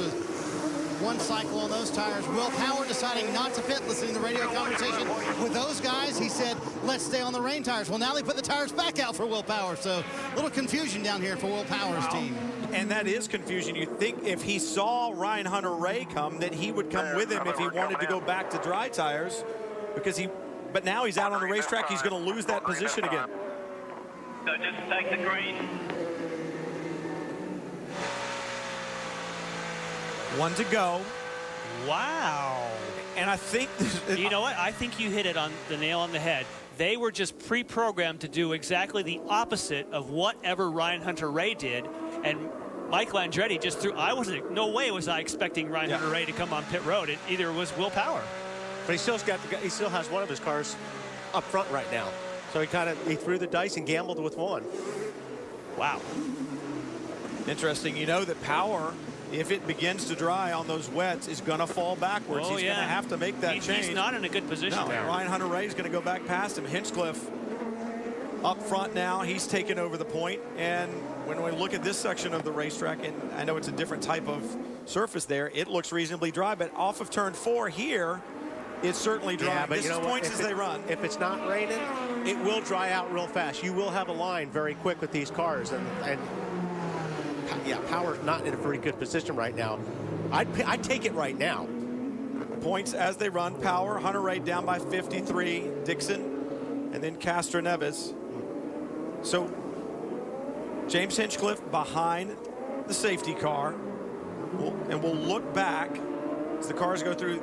There's Will Power, the 4th car in line. And there's Ryan Hunter-Reay in the yellow and white number 28 as he goes by. So he's not that far behind on the racetrack, so that's allowed him to close in this full course caution. And when we go back to green, Power is going to have to stop for slicks. Yeah, because when they're dry, the rain tires on a dry surface, it chews them up really hard. You have to start searching for water to keep them cool. Now, this part of the racetrack is fairly wet yet. Problem is there is no standing water. There really never was much. It will dry out fast. Now that it's not raining, you'll get it dried out really quick. Through the chicane, side-by-side restarts, and the green flag waves again. James Hinchcliffe leads him to turn 1. Takuma Sato on the right. He said he wanted it slick. Well, it's pretty slick right now. Not full wet. Oh, and Hinchcliffe makes contact. That's Bruno Junqueira trying to get his lap back. Wow. Right in the thick of it. And Sato has just exploded out of Power way down on the inside. Oh my. Hinchcliffe staying on the outside in that green. This is exactly where Power did not want to be today. Did not want to be mixing it up with these guys. Oriol Servia takes a look on the inside. Understanding that Simona Di Silvestro will get a drive-through penalty for avoidable contact. We thought that would happen after watching the replay, and it really tightens up in turns 5, 6, and 7 here. Dixon running somewhat wounded out on the racetrack, just like Will Power, because he too has wets on, and it is, Wally, you called it, it's drying up very quickly. Yeah, you'll see Dixon start looking for water. He'll look for those wet places on the racetrack to cool the tires down. You only do that for so long. He's going to have to come in and get those tires off. Kimball goes to the inside of Servia. Hunter-Reay taking a look on Servia. Looks like he's got it done. Oh, this is the slickest part. That's James Jakes, but he hangs on to it. James Jakes, very good. Well, that's the problem, isn't it? You've got different grip levels in different areas of the racetrack, and it's going to change every single lap. You've got to make the read. Right. Hinchcliffe back around Junqueira. Not for position. Nope. But he's glad to be clear. Hey, and there's Will Power. Time there. He's hanging in there. Dixon right behind Power on the racetrack, so they're driving basically the same car. See, Ryan Hunter-Reay there, 4th in that group. Because of that pit strategy, he really needs to make time now, but he's stuck in traffic. Right on board with J.R. Hildebrand. He's on slicks. Oh, he gets, yes, he gets Jakes. So Ryan Hunter-Reay moving up a position. Now he's after Viso. Oh, he's going to try it in 5. And gets it done easily. Viso on wet, so you would expect that a little bit. Look at this, Jakes really putting the pressure on Viso. And yeah, Jakes is in a hurry right here. Heard him say everybody's blowing by. That's Jimmy Vasser. That's Jimmy Vasser, and I don't think he had to tell EJ that. He can see everyone's blowing by him. You heard Jimmy say, I'm making the call this time. But that's how fast these rain tires go off when it dries. It's just all of a sudden, they're gone. Which means, of course, Will Power's got to be hitting pit road soon. He's driving the same tire, so is Scott Dixon. This is their only reprieve. This corner section turns 11 and 12 onto the front straightaway. The problem is, once you eat those rain tires up at the dry, it doesn't matter if you find water or not because they're shot. Junqueira just there in front of Will Power. Junqueira in the blue car. Will Power in the familiar. Now Ryan Hunter-Reay has caught to Scott Dixon, so he should be able to easily get by him on the approach coming up here to turn 3. Scott Dixon's going to make him go around the outside, and he does easily. Oh, hang on. Wow. Bourdais frozen in there. He and Jakes, he gets Jakes on the exit. But a good drive off the corner. They may be side by side again when they, goodness, look at this. Jakes and Bourdais almost touching the wall at the exit. Jakes is on it. And now Bourdais getting passed by Barrichello. Oh boy. Oh. I've seen more side by side. Here comes Power. Power's on pit lane. Same Dixon as well. See more side by side in turns 5 and 6 where you'd think it would never happen. Will Power has finally given up the ghost. He's going to have to change. Well, Tim Cindric said nobody's passed us yet, but then everybody started catching them. You also see Scott Dixon back there. They also will be taking red tires for Scott Dixon and Will Power. These are scuffed tires. Will did the best he could on those rain tires. They'll send him back on the track. This is going to play out very interesting, guys. Pitting on lap 28. Dixon right behind him as well, coming in for slicks. Tagliani in. Franchitti. And they had to do it. You couldn't stay out any longer. The gap being closed to the nearest competitors behind them. You have to take advantage while you can. Look at this pack of racing right here. This is good stuff. Here's Pagenaud. Briscoe's in there. Briscoe right behind Pagenaud, working past Bruno Junqueira. Yeah, and the way Bruno's dropping back, of course, he's on the wet tires as well. Did not decide to pit that time. Castro Neves now looking again. Remember, he had contact earlier with Conway. This time he gets it done. Hit this lap. Hit. Castro Neves there in the yellow number 3, the 14, and Mike Conway right behind him. And this is so interesting. The only 2 cars right now, EJ Viso was pitting, we know that, and they called Junqueira in. The only 2 cars left on wets. Sato is gone. Fuel here, so go into fuel saving mode. On that man right there, Ray Hall. Good job by Takuma Sato. He wanted wet conditions, and it makes you wonder, did they not set the car up a little softer for weather that they were gambling on coming? It's Sato who leads from Baltimore.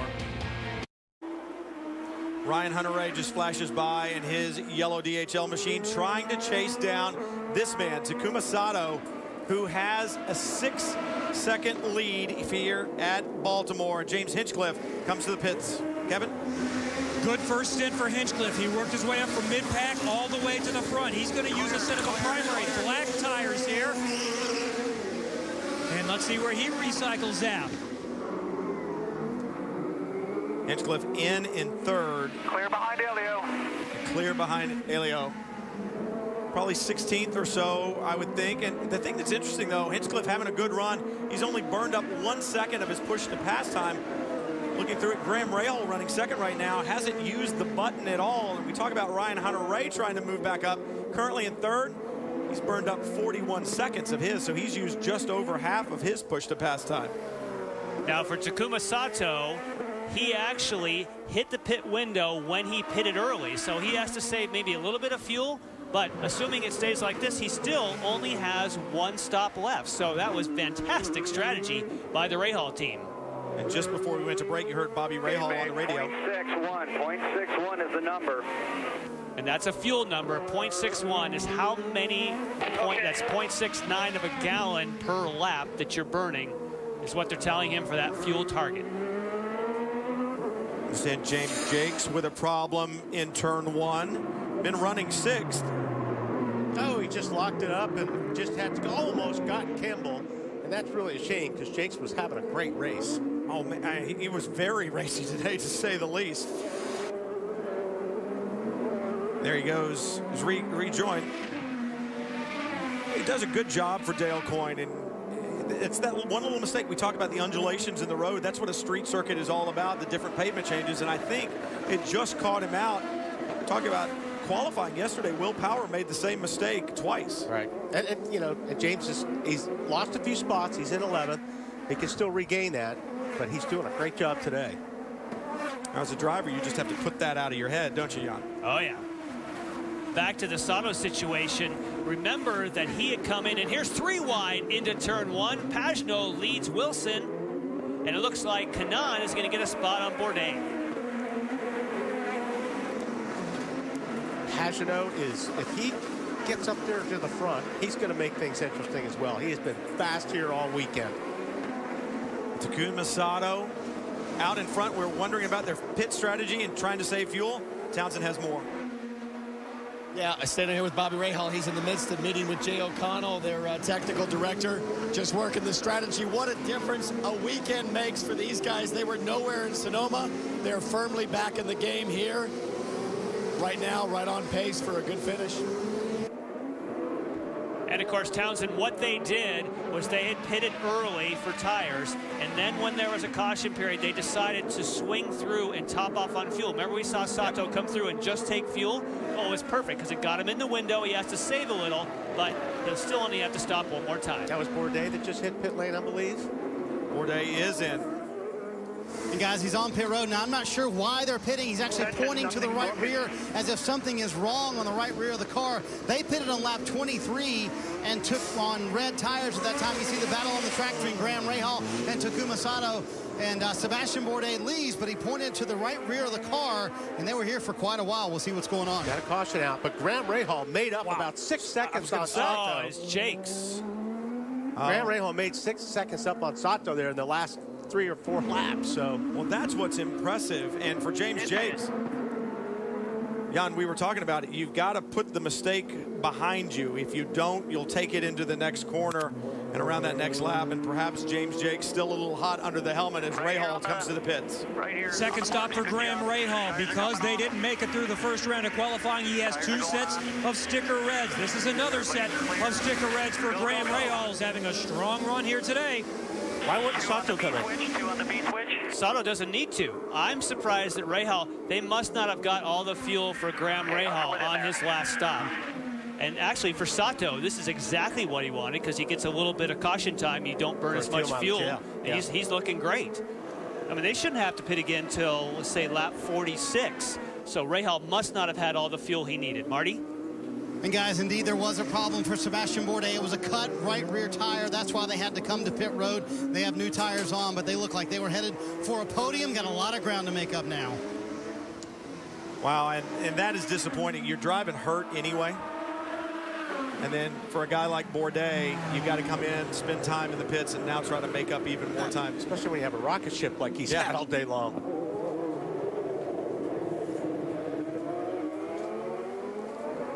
Bourdais back in the pits. And maybe there's something more serious than a cut tire. 1 in.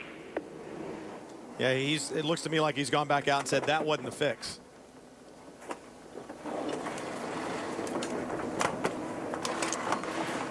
And we talk about him being uncomfortable. I can tell you why he's uncomfortable. This was Sonoma last weekend. Yeah, you see him slide. Joseph Newgarden takes a hit, but the car bounces right back into the side of Bourdais. That was the gearbox that went right into the side pod. Actually split the chassis, bam, right there. Split the chassis on Bourdais' car right in half. And for Joseph Newgarden in the 67, he had some damage to a finger that he had to have surgery on, but you called it big hit for Sebastian Bourdais. We'll find out more about Bourdais and what the problems may be when we come back to Baltimore. It's the Grand Prix of Baltimore. Takuma Sato leads. Back in Baltimore, Sebastian Bourdais, unfortunately, out of the race. We thought it was a cut right rear tire. What at the end of the day was it? It's something in the right front suspension. I thought it was the rear because all of a sudden the car felt like it was sitting on the right rear with the steering completely off, and I thought I had a cut, an instant cut on the right rear, but that wasn't it. It's something on the front suspension. How much pain were you in today, Sebastian? You and I talked yesterday. No, I had the chance to meet a great doctor here, Les Matthews, and he just gave me injections, and I really didn't feel much pain. So it's just a tough break, you know. Like, nothing's gonna ever walk out this year, so we've been fast, but we just could not put it together. Man, I felt the physical pain, but when you have a car that fast, painful to be out. And also his last event of the season. Ryan? It is so disappointing. He is a champion at heart and a champion on the racetrack, and it just will not go his way today. And a great drive. The car looked like it was absolutely hooked up. We've had plenty of excitement from here in Baltimore today. Let's take a look at our IZOD race recap. And of course, the action started right from the start. And if you look at the background, watch Ryan Hunter-Reay. Pow pops out there with the DHL colors, already making moves. And a very nice job by Will Power. Nice manage through turn number 1. But of course, they got up towards the next lap, where Sebastian Bourdais aggressively, we just talked about how racy he's been. He showed that in the beginning of the race, getting by Scott Dixon. Not the case for Ed Carpenter. Yes, he was very racy, had his best starting position on a road course, but unfortunately, as he said, gave that one away. A little help Mike Conway had with Castro Neves turning him around. They reviewed it, didn't get a penalty, and you see Bruno Junqueira, top of the screen, got some help as well. Now Sebastian was racing in the wet too, but a little too much. Coming off of turn number 12, didn't hit anything, kept it running, and this was definitive. You see Ryan Hunter-Reay stayed on the course. Will Power decided to pit and go for those rain tires. Then it started to rain, which looked like it was a good call for Will Power because it was slick enough and you wanted to have it, even though he did some rubbing there on Bruno Junqueira. But on the restart, when it all got shuffled with those pitting and not pitting, Bruno Junqueira decided, hey, I want to get my lap back. But in the front, Takuma Sato took advantage of topping off, having nice hot red sidewalled alternates, and he stays there as we run. Just impressive stuff by Takuma Sato. 35 laps of 75 in the books, and Will Power has led 18 of them. But Sato has been the one that's been on a march as of late. If you think about it, from the start, Sato's improved 23 positions. So impressive stuff. Ryan Hunter-Reay with 3. James Hinchcliffe been up at the front throughout the day as well. But when you think about, let's take a look at the pit strategy real quick. Sato, last pit stop on lap 13, or 13 laps ago, I should say. And he's fine because of this caution. That now gives them some breathing room, and he'll now have one more stop in his future.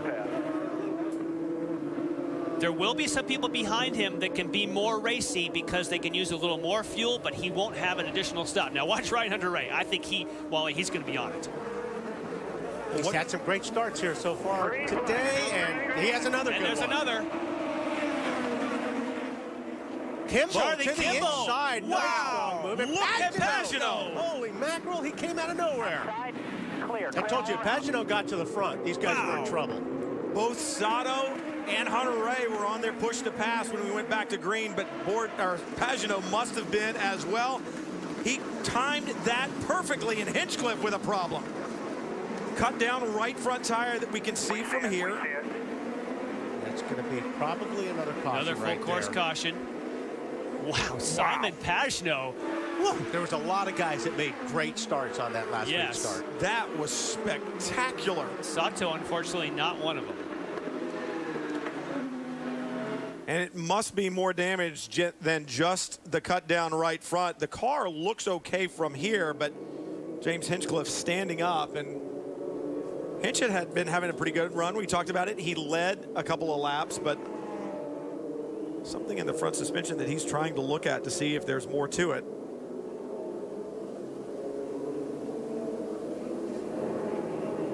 I don't know about you guys, but as a race car driver, I wasn't a very good mechanic.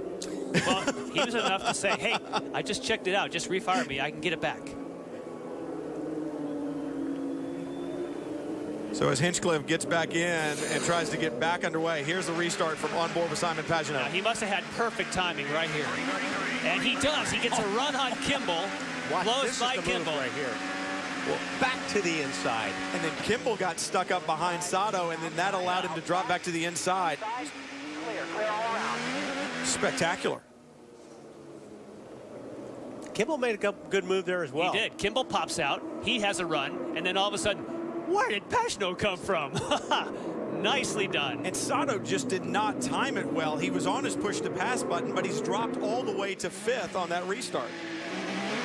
Guys, Sato came on the radio to Bobby Rahal and just said, I didn't have any power on the start. Bobby said, look, it's your job to set the pace. He said, I know, I didn't have any power. That looked like it, Townsend. It just looks like... Wonder if he was in the wrong gear.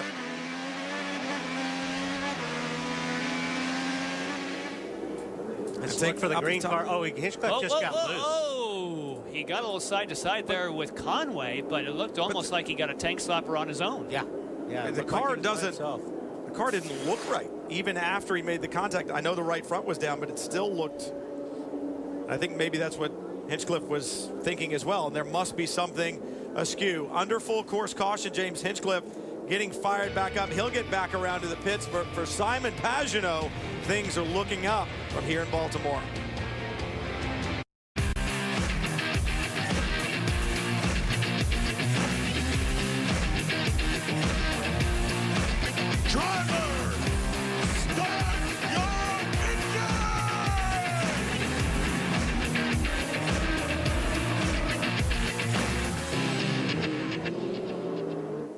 Sights and sounds of Baltimore, and there's probably one of the best seats in the house or in the building, depends on how you want to look at it. You know, Helio Castroneves is in problems, Marty. Yes, indeed, replacing the front wing, Brian, and he had some contact on the racetrack, lost the entire right side of the wing. He'll leave pit road fairly quickly, but will lose a ton of track position. I think Castroneves is going to be looking for the exit side. You're okay. You're okay. They're just coming to the green. He's going to be losing more hope about a championship. It's like turn 2 where that front wing, or half of the front wing, I should say, has landed. I'm surprised they haven't gotten that out of the way. Green, green, green. Pagenaud with a fantastic restart. The last time by has Charlie Kimball right up underneath his rear wing, and Ryan Hunter-Reay on the outside. Kimball's in a good spot if he can hold it off. Right behind you. Take off. Wow. He got him. Kimball the second. Wow. Impressive stuff by Charlie Kimball. Oh, man. That was Tony Kanaan right behind Ryan Hunter-Reay having to take avoiding action. Ryan Hunter-Reay, Takuma Sato almost got into the back of him. Caution is out again. Simona Di Silvestro with a problem. After the chicane. Sam, you stay in the car, right? Don't see any damage to the car. Looks like maybe the left front. Look at it. I can't see damage from here. I saw you go straight up and down, but you didn't hit the wall, did you? So let's just have a look, see if it rolls. So the engine died or what? On board with Charlie Kimball with the start. Charlie's having a good day today. Dyson here really hard, gets underneath Hunter-Reay. This is where you have to have a little bit more on him because you go into a left-hander right here. He pulled it off. Nice pass. Looking a little further back. Oh, yeah, you can see. Oh, she jumped the curb. You could see the car in the air way before it even came into frame there, so she did get a piece of it. Definitely the boom left right there. is askew. Very similar to Ed Carpenter's crash. Once you bottom out like that, once you run completely over the curb where you're bottoming out, you're done. And you can see the movement in it as she rolls, but when she comes to a stop, everything looks okay, but that was a big hit. So the chicane has bitten again, but for Charlie Kimball, what a fantastic restart. And scary times for Ryan Hunter-Reay. He had Takuma Sato behind him, gave him a little bit of a nudge, I think, in the hairpin, and Hunter-Reay has experienced that in a hairpin just at the last round, so it's one of those things that is scary about these street circuits. This week, college football Saturday kicks off on NBC and the NBC Sports Network. First, Purdue takes on Notre Dame at 3:30 on NBC. Then at 7:30, Army marches into San Diego to battle the Aztecs here on the NBC Sports Network. And Brian, I know as much fun as we're having here and as exciting as this is, we just want to give a shout out to Bob Jenkins just to update you if you caught yesterday's show. He is back in Indianapolis. His wife, Pam, has health issues, and I know he wants to be here. I talked to him a few hours ago. He sends his regards. But, Bob, our thoughts and prayers are with you and Pam, and you're doing the right thing, staying back, and we'll cover it for you. You know, and talk about Bob. When I started racing, he was one of the guys, and to be able to help him out this weekend is pretty special for me. Cars lined up behind the safety car because of Simona De Silvestro's incident. Shouldn't take long to get that cleaned up, you wouldn't think, and we'll be back to racing. 40 of 75 laps down. 27 heads for electric drivers right for the restart. Drivers right when we get to it. Standard restart. 35 laps to go. Briscoe. Pit lane. Might as well. Not going to lose that much track position, Marty. And Briscoe hits pit road. He was not happy with Ruben Barrichello on that last restart. Said he slowed down on the restart to block him. It'll be sticker tires for Briscoe and the red alternate tires. He heads back out. Pagano with the lead. Big Show with the lead. Kimball behind him. And then Ryan Hunter-Reay. That's the top three from Baltimore. Remember, Ryan Hunter-Reay needs to get to the front, keep Will Power behind him to stay in this championship hunt. Simon Pagano leads the field back around, looking for another restart, having a great run. You can see still damp areas off to the side from rain we had earlier. Charlie Kimball just electric on that last restart. And Ryan Hunter-Reay in third. He's thinking championship. He needs to go to the front. The biggest problem, he's down to only 25 seconds left on his push to pass. We're back to green. And Kimball did not get a great start this time. Ryan Hunter-Reay does, and he, they touched. Contact. I think he got hit from behind by Kanaan. Kanaan, very forceful move up the inside. Got through it clean, though, I think. That wiggle by Ryan Hunter-Reay, I think there was contact from behind, but he hung on to it. Look at James Hinchcliffe has gotten back to the pits, changed the tire. It's all that was wrong with the car. He's now in that mix. He is a lap down, or 2 laps down. Rubens Barrichello goes up the inside of Hildebrand. There goes pieces flying off of Hildebrand's car. Parts everywhere. Hildebrand has damage. You'd want the parts concession to this after this weekend, that's for sure. Daria already said that the chicane they should rename to the Delara chicane after those 7 crashes yesterday. Simon Pagano, who had the crash in qualifying, said, I thought I had a car for the pole, out in front and beginning to pull away. But we've seen that earlier today. Drivers with big leads. Sato 6.5. And Serbia gets a spot on Hildebrand.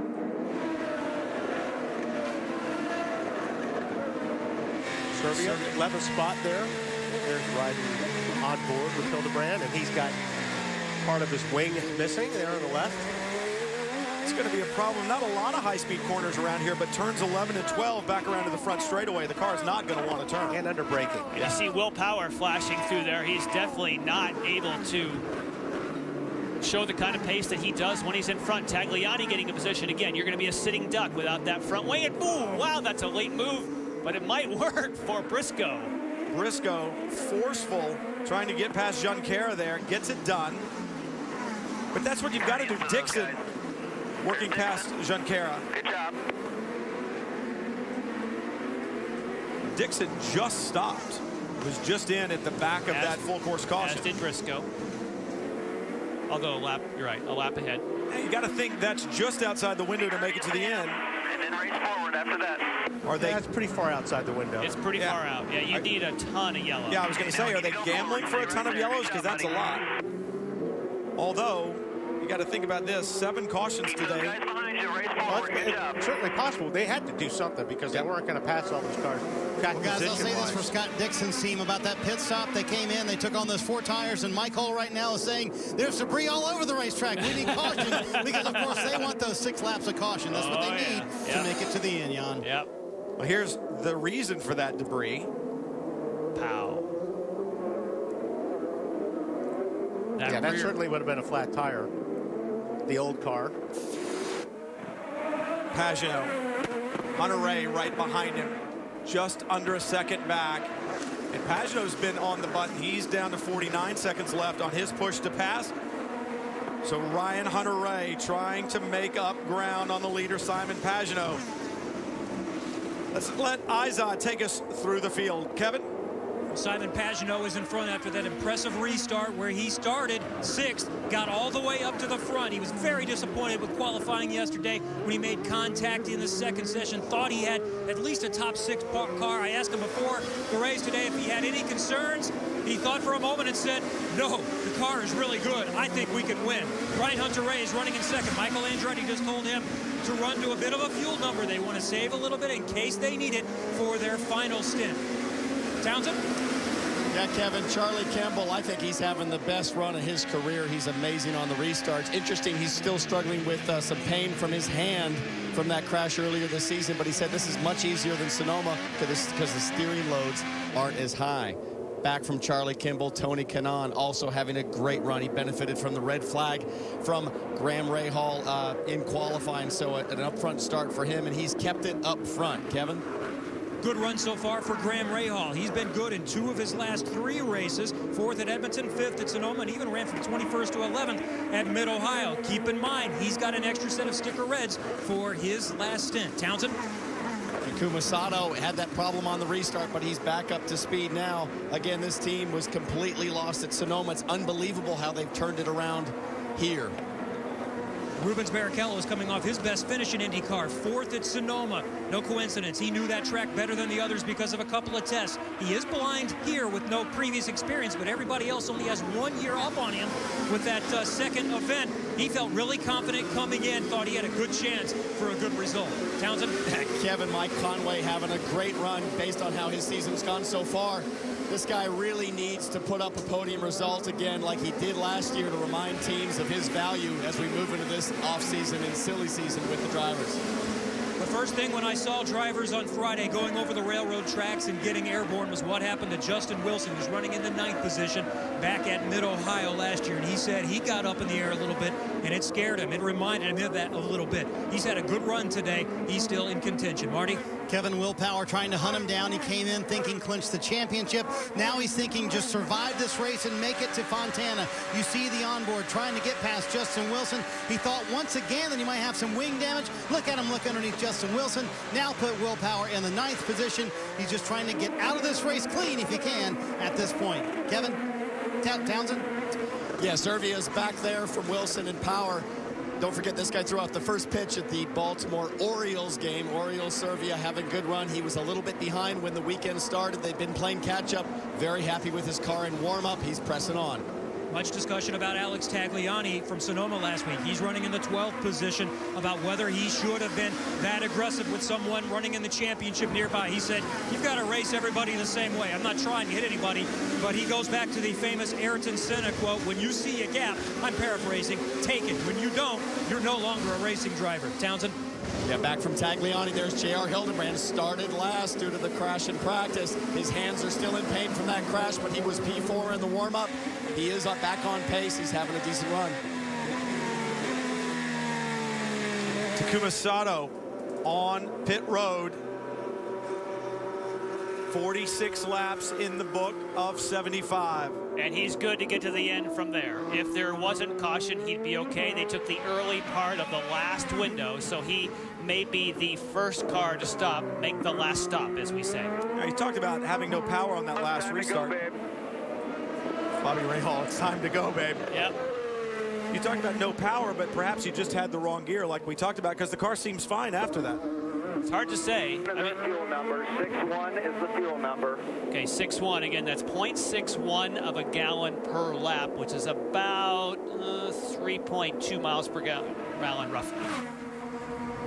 Well, we didn't get back to Briscoe, Dixon, and Franchitti, 13th, 14th, and 15th on the racetrack. Not used to seeing that trio so far back, but I think Dario trying to set, well, you said it earlier, a record for pit stops. I think Marty said that. Tell you what, amazing right now looking at the board is Will Power sitting in 8th spot. I mean, he has dug himself out of a hole, and he's past these guys. And we still have a long way to go, though, as Graham Rahal in 5th rolls onto pit road, or out, I should say. Kevin? You're fine. Still waiting to find out exactly what the penalty is before, but about 30 seconds ago when the pit here, the 38 pit, found out, it was just a massive explosion of everyone saying what. So I'm still trying to find out exactly what the issue is. Obviously, they disagree. And Kevin, that was for passing under yellow. He was deemed to have passed some cars on the previous caution and was given a drive-through. That is huge, because Graham trying to make up for the mistake that he made in qualifying and had a great run going up to 5th. What is that penalty for? That was for our yellow. We were fighting it the whole time, bud. Let's just get going here and focus, okay? John Kaminsky telling Graham, let's just focus. And we talked about that kind of stuff earlier. As a race car driver, you have to put that out of your mind and focus on the job at hand. Elio Castroneff in 15th, Rahal right in front of him in 14th. So that's a big, big move for Graham Rahal from 5th to 14th. We're going to take a quick break from Baltimore, the IZOD IndyCar Series, where Simon Pagenaud having a great run and Ryan Hunter-Reay trying to hold on to his championship hopes. Simon Pagenaud leading from here in Baltimore.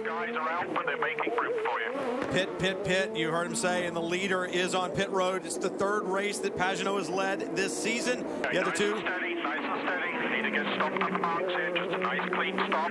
You with me in 5, 4, 3, 2. That's Rob Edwards you were hearing on the radio talking to Simon Pagenaud. It's been a flawless race so far as he's worked his way up from 9th to the lead, and Pagenaud has an opportunity to win his first IndyCar race here today, but needs a good outlap. And he got out in front of Charlie Kimball. You saw Kimball pit during the break, but Pagenaud had built up a good enough lead. It was a good enough pit stop, and now what he needs is a good outlap. Now the current leader, Ryan Hunter-Reay, pitted on the same lap previously as Simon Pagenaud. So there's a big, we talked about big windows. He doesn't have to pit now, but he could because he'd make it to the end. I think if I'm Ryan Hunter-Reay, I stay out, I wait. You're clear, you're all clear. Take a look at the telemetry. Pagenaud on the throttle, coming off the corner. Gives you an idea of just what kind of top speed, even on the short straightaway. Well over. Uh-oh, something wrong with Sato? He's struggling for some reason. Definitely off the pace. You wonder if that's related to when he said he didn't have power on those restarts. Hit pit lane here. So he's going to get it looked at. Look at this down into turn 1. Ryan Hunter-Reay behind him. Sato goes straight. Yeah. And Ryan Hunter-Reay, I mean, it's, don't know if he was just trying to get out of the way. Mike Conway in, he was running fourth. The officials talking to the crew as Conway heads back out. So Ryan Hunter-Reay has taken over the lead. Now Graham Rahal back in. Watch your speed. Remember your speed there. The drive-through before was passing under the yellow, but it was interesting, an interesting call for Rahal. Oh, Kanon's got trouble. Yeah, I believe he got into the wall, guys. That left rear does not look right. Let's just watch to see if he had another one to catch that second curb. Boom. Wow. Man, that's a tough break. He was set up to pit, too. This was going to be his in-lap. And Will Power dodged a bullet there. And Hunter-Reay is going to take the opportunity to pit. So let's watch the pit exit on this one after the stop, Kevin. Ryan Hunter-Reay has had a pretty positive attitude considering the way things have gone from Sonoma and the issues in qualifying yesterday where he never got a fast lap. His final stop of the day, he said, I need to win to stay in the championship, and he's got an opportunity to do it. And because they went out early in qualifying, he's got a set of sticker reds. Will Power, though, is going to beat him back around. Power back in front, and we'll see where Hunter-Reay Yeah, but look at Pagenaud. Keep an eye on Pagenaud, and Pagenaud's going to get him. No, that was Briscoe that got by. Pagenaud is behind, so he did pick up that spot, stayed ahead of Simon Pagenaud after that round of pit stops. Nicely done.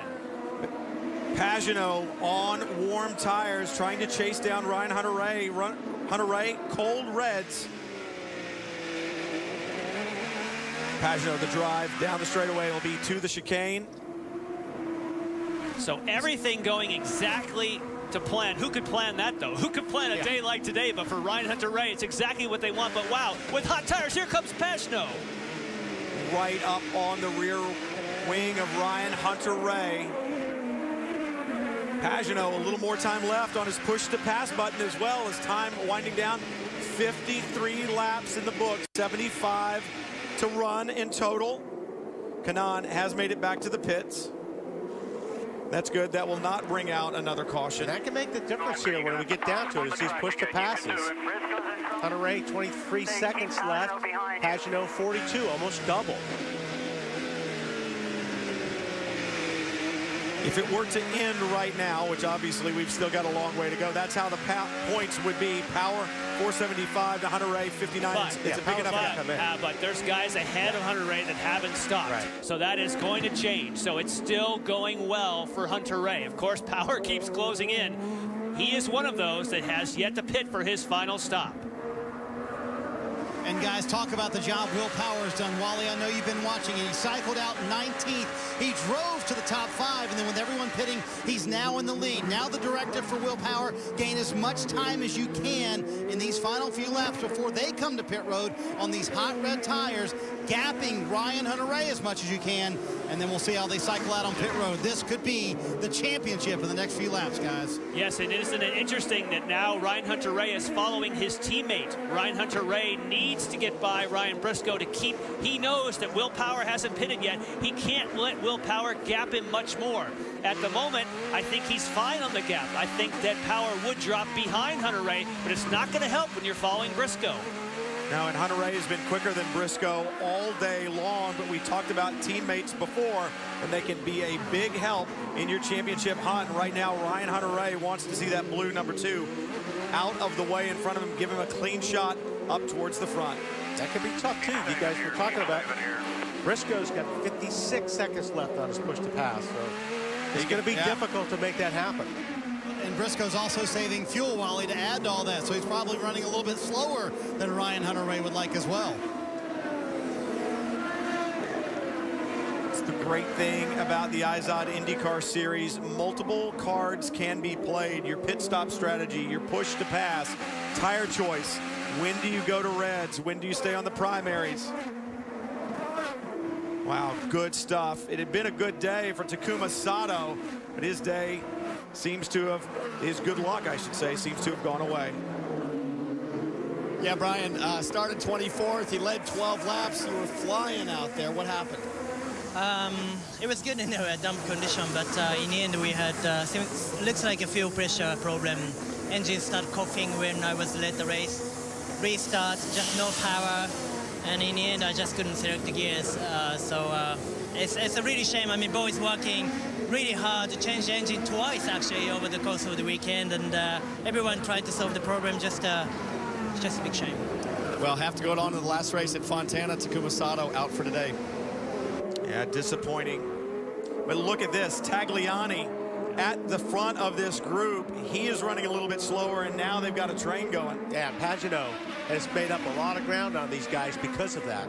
But what you have to do, they have to project the future, and that is because they're getting held up, Ryan Hunter-Reay, Briscoe, Power is pulling away at the front, and that's not what Ryan Hunter-Reay wants. He's got to move forward. Yanni's doing the best he can to pull away, and on the radio, Tim Cindric has told him, use the push to pass. Keep pushing as hard as you can.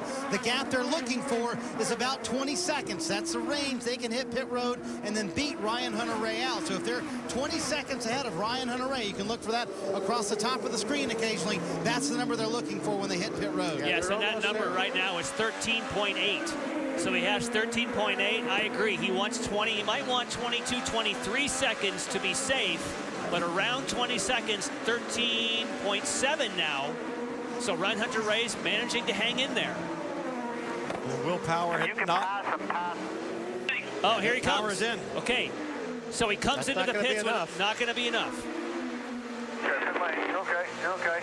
Pit lane, guys. Pit lane. Ryan Hunter-Reay just now at pit in, and Will Power has not even stopped yet. Hit our marks here. Hit our marks. No, he should blow by.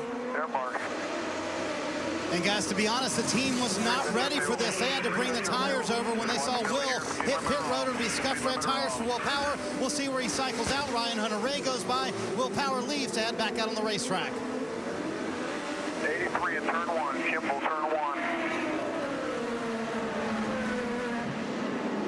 Will Power on scrubs, you heard him say. That's going to help a little bit. The tires will come in a little bit sooner, and they should last a little bit longer, but they just couldn't get the gap that they wanted to stay in front of Ryan Hunter-Reay. So look who's leading now. Oriol Servia. And Kimball is right That's why they call him. Oh, and it just switched. Tagliani. Now it's switched to Tagliani. On board with Servia through the chicane. down the front straightaway. Things, they are a-changing. We talked just moments ago about it would have been a 59-point gap if things ended right there. And you guys said it. You had to make another pit stop. You just saw on the graphic 28 points. Yeah, and my apologies there. For some reason, he was on the top of the timing monitor there briefly, and then they recycled it. So Survey actually, at the moment, running 12th. Alex Tagliani holds down the lead right now, but we expect pit stops from him as well. Ryan Hunter-Reay doing all that he can, running third right now. Tagliani is in. We expected that. Briscoe moves to the lead. Will Power in 7th. Foot on the brake, steering wheel straight. We'll be back to more from Baltimore. Plenty of excitement still yet to come. We've got 18 laps to go and a championship on the line, the IZOD IndyCar Series. Will Power on a march to the front, but he needs to chase down Ryan Hunter-Reay. Power now in 6th here from the streets of Baltimore. Next car in line, looks like the number 10 of Dario Franchitti.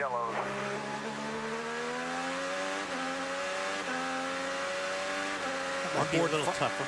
Yeah, take a look at the Firestone telemetry. It gives you an idea of what these drivers are dealing with on the city streets here. I don't think citizens of Baltimore are probably driving like that. Power just gets in so hard when he brakes. I mean, just watch when he gets under braking.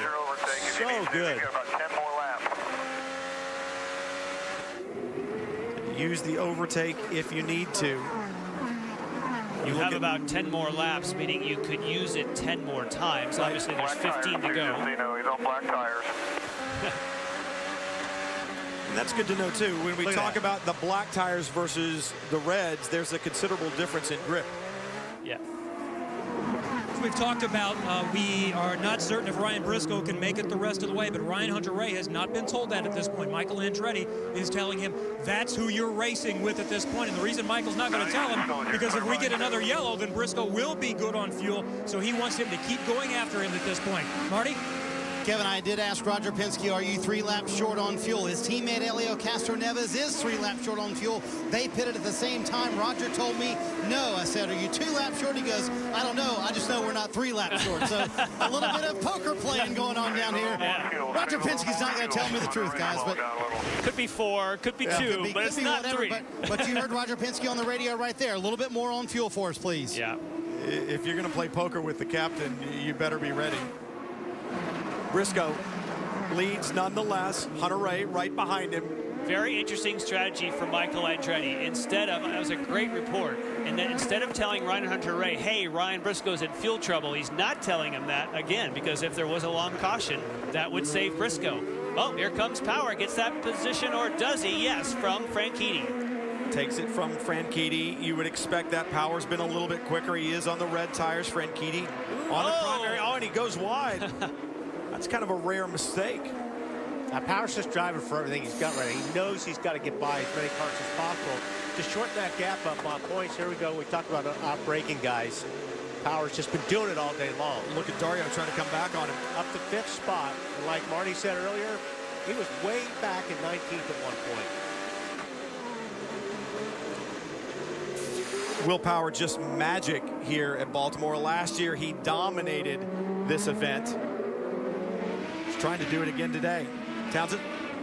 Yeah, thanks, Brian. Down here with the Tiger. Tony, I had high hopes for you today. You started up front for the first time in a long time. You were running great. You were about to pit. You went through the Dukes of Hazzard, Baja chicane there. What happened? I feel bad for the Geico Mauser guys because it was totally my mistake. But as you know, the lap before you pit, that's when you push really hard to gain a little bit of a lap time. And it was totally my mistake. I mean, my engineer told me that doesn't happen very often, so I'm allowed to do once in a while. I was giving it all out there, and totally my mistake. Now tied for the Oval Championship, right? We go to Fontana. Does that mean a lot to you to try to win that? At least get that trophy, huh? You gotta get, you gotta look ahead, and then that's something that I gotta look for. And this is done. Gotta turn the page, but definitely that Oval Championship will be a good thing to do. And the last 2 championships that I fought there, the Indy Lights and the IndyCar, I won. So let's see, maybe we'll do that. All right, doing my best to cheer him up, guys. Tony Kanaan. Hey, is Dixon okay on fuel? he is not. I can answer that, Wally. He is 1 lap short. Mike Hull just told him we are 1 lap short. Do all you can do to save me a little bit here, but they are 1 lap short as well. Yeah. I always love that. Crew chief tells you to go faster, but save fuel. Right now, Ryan Briscoe, we think he's a couple of laps short, but we're not. We still have 13 to go from here in Baltimore. More IZOD IndyCar action coming your way right after this. IZOD IndyCar Series in the streets of Baltimore, and we have seen a great one here today and still have 11 laps to go. The weather has been in and out, but right now it's Ryan Briscoe out in front. Let's check back down in the pits with Townsend Bell. Yeah, thanks, Brian. I'm here with Liz Power, and her fingers are crossed. She's twisted up. Her whole body's crossed up. And it's not because of Oriole Serbia. I don't think your husband, Will Power, going for his first championship. What are you feeling right now? I'm a wreck. I'm a little nervous.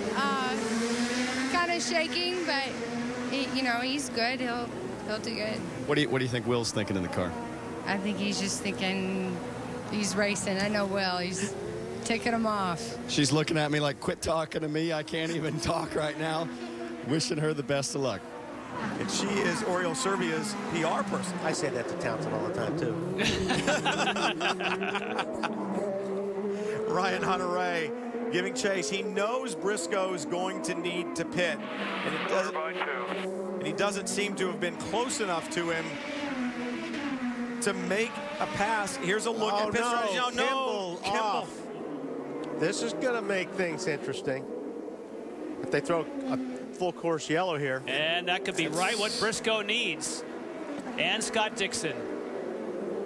Briscoe needs a lot of help. Scott Dixon needs a little less help. And it is a full course caution. This is going to change it again. I think there's oil down, guys, because the car that I just saw come through that corner was sliding all over the place. So and you see some oil down. Yeah, and you see the smoke from the back of the 83. So I think you're right. Some kind of a problem with the engine. So the people in fuel trouble were Briscoe, Dixon, Franchitti, Castro Neves. Trying to determine if that is oil down that we see or just marks from before out there wide. But anyway, you look at it, the full course caution is going to have an effect. If there is oil down, that's going to have an effect because the caution will be even longer to clean up. If it's just a matter of pulling Kimball out of the way, it won't take that long. The thing is, Briscoe has no overtake left, no overtake, yeah, so you have a little bit, so hopefully we can get him. If he's looking at our monitor, he hasn't had it all day, so I don't think that's right. Well, there's been a problem with Briscoe's overtake. They couldn't monitor it, so correct. We've not known, and we don't know how much he's used. No, you don't need to. You don't need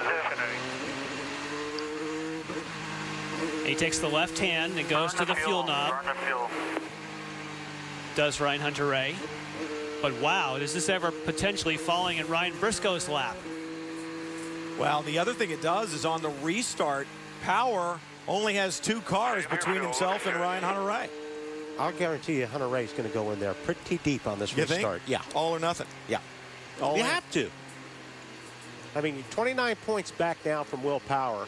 And you know Power's going to be all over Dixon and Pagano. I mean, like he said earlier, he's got to make something happen today, Hunter-Ray. Yes. And you really don't have any teammates between the two of you, so there are no friends there to work with. Power's going to have a shot at it. Things are heating up big time from Baltimore. The championship, it could come down to the final laps from right here on the streets of Baltimore. Safety car on track here in Baltimore, the 8th full course caution of the day, and Ryan Briscoe out in front, and this caution may have saved him. Just, being concerned of Pagano coming up the inside of Briscoe, because I think that's what he's going to try to do.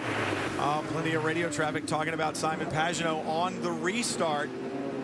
For Ryan Hunter-Ray, he needs to win this race. He's had some opportunities lost the last couple of races. In Sonoma, watch, he gets speared from behind. first at the beginning, and then look at this. This is Tagliani coming in. That is, he tried to go the inside of Franchitti, made that contact. He kept it running, but then stalled it. Afterwards, he had a spirited conversation with Tagliani saying, you can't race a guy in the championship the same way. Then here, he backs off in qualifying, looking for a gap. At the very same time that Graham Rahal pounds the wall at the exit of the chicane, they go red. He isn't able to get a fast qualifying lap. He can't believe it.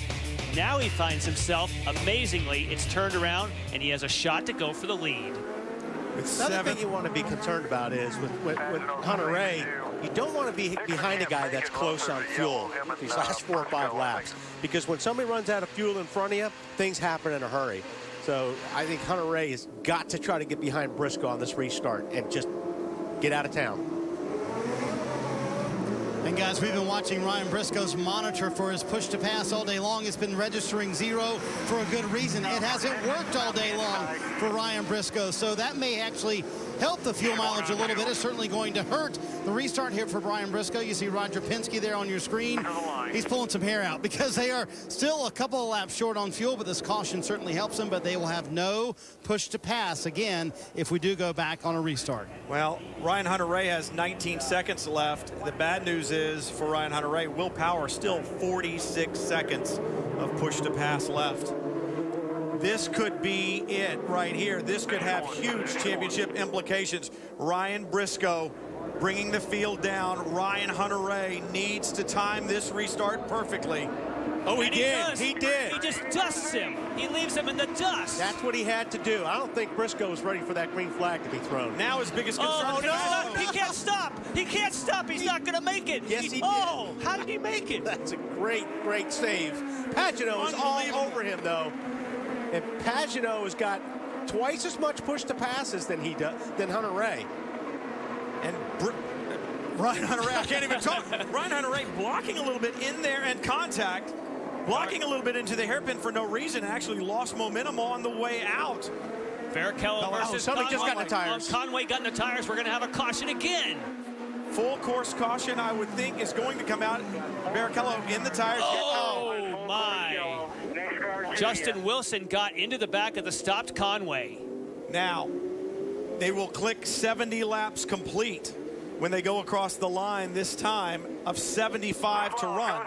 Well, they're going to have to hurry up because all these guys are going to have to stop because this track is plugged up right here. All right, how does this even begin? I think it starts with Barrichello and Conway. I think Conway did it on his own. And then it just got blocked.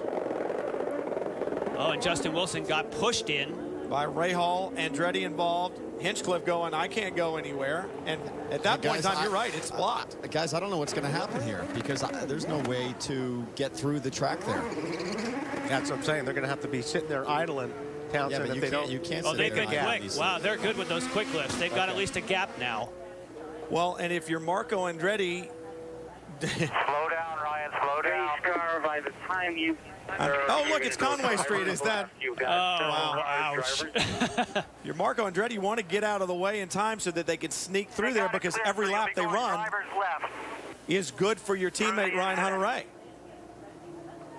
I still can't believe that Ryan Hunter-Reay made it through turn 1. I thought he was going straight in the tires. He said he was going to leave it all out on the table today, and he has shown us that he has. That was awesome. The car up on top of the other on the outside of Ryan of the. And you look at Hunter-Reay and what he's done today, and then you look 4 cars back, and there's Power sitting there.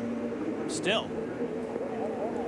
Will Power in 5th. Ryan Hunter-Reay doing everything he can to stay in that championship hunt. This is where you earn your money. He timed it perfect. He was rolling faster when the green flag dropped. He had timed that thing just perfect. Goes in way, way deep. Locks smokes the tires up. But this is where he earned his money. He went way wide, and he stayed in front of Pagano. Just missed the tires. Well, I think Pagano actually backed off just a little bit, thinking he's going to hit the wall.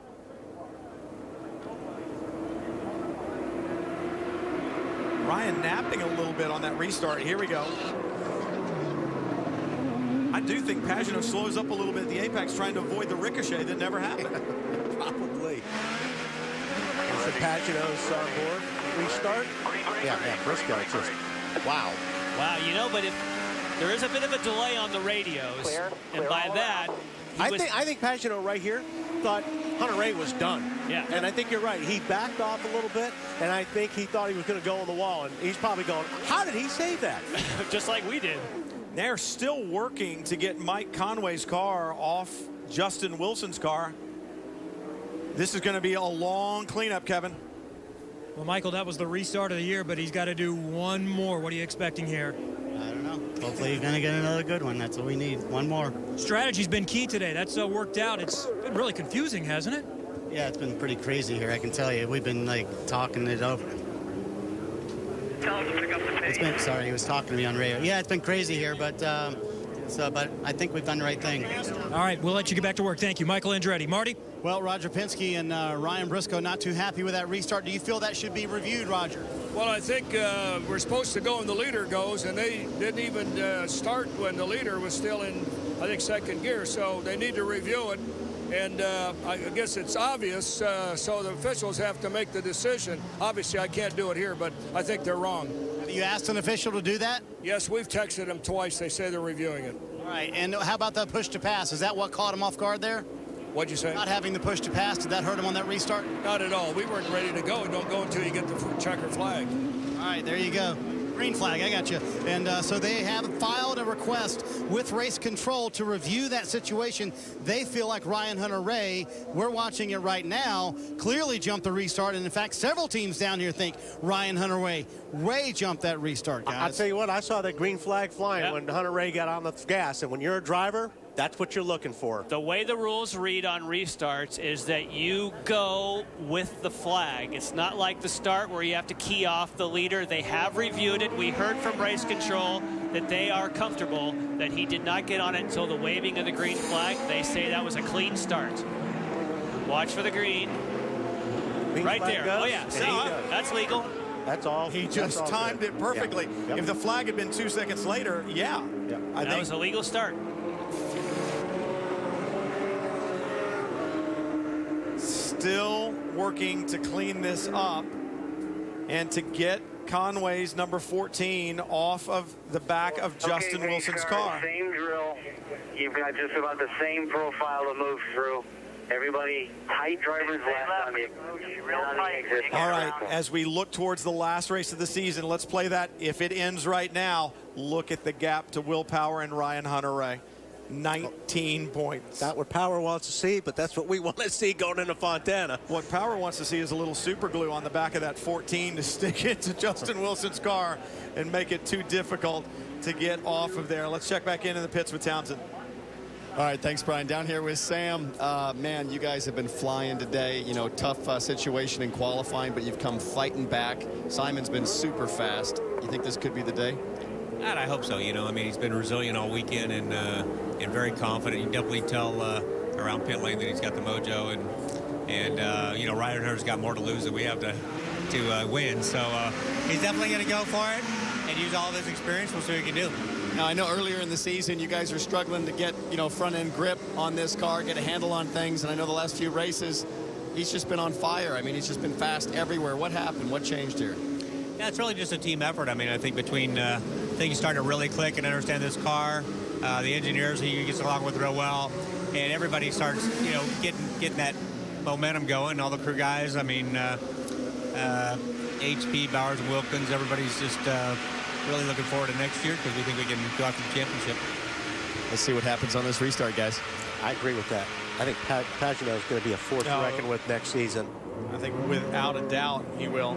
You know, Ryan Hunter-Reay trying to hold on to the lead. If he were to win here and the final round at Fontana, all Will Power still has to do is finish fourth at Fontana, and he'd win the championship by all he has. That's a big if. Well, but the other 500-mile race.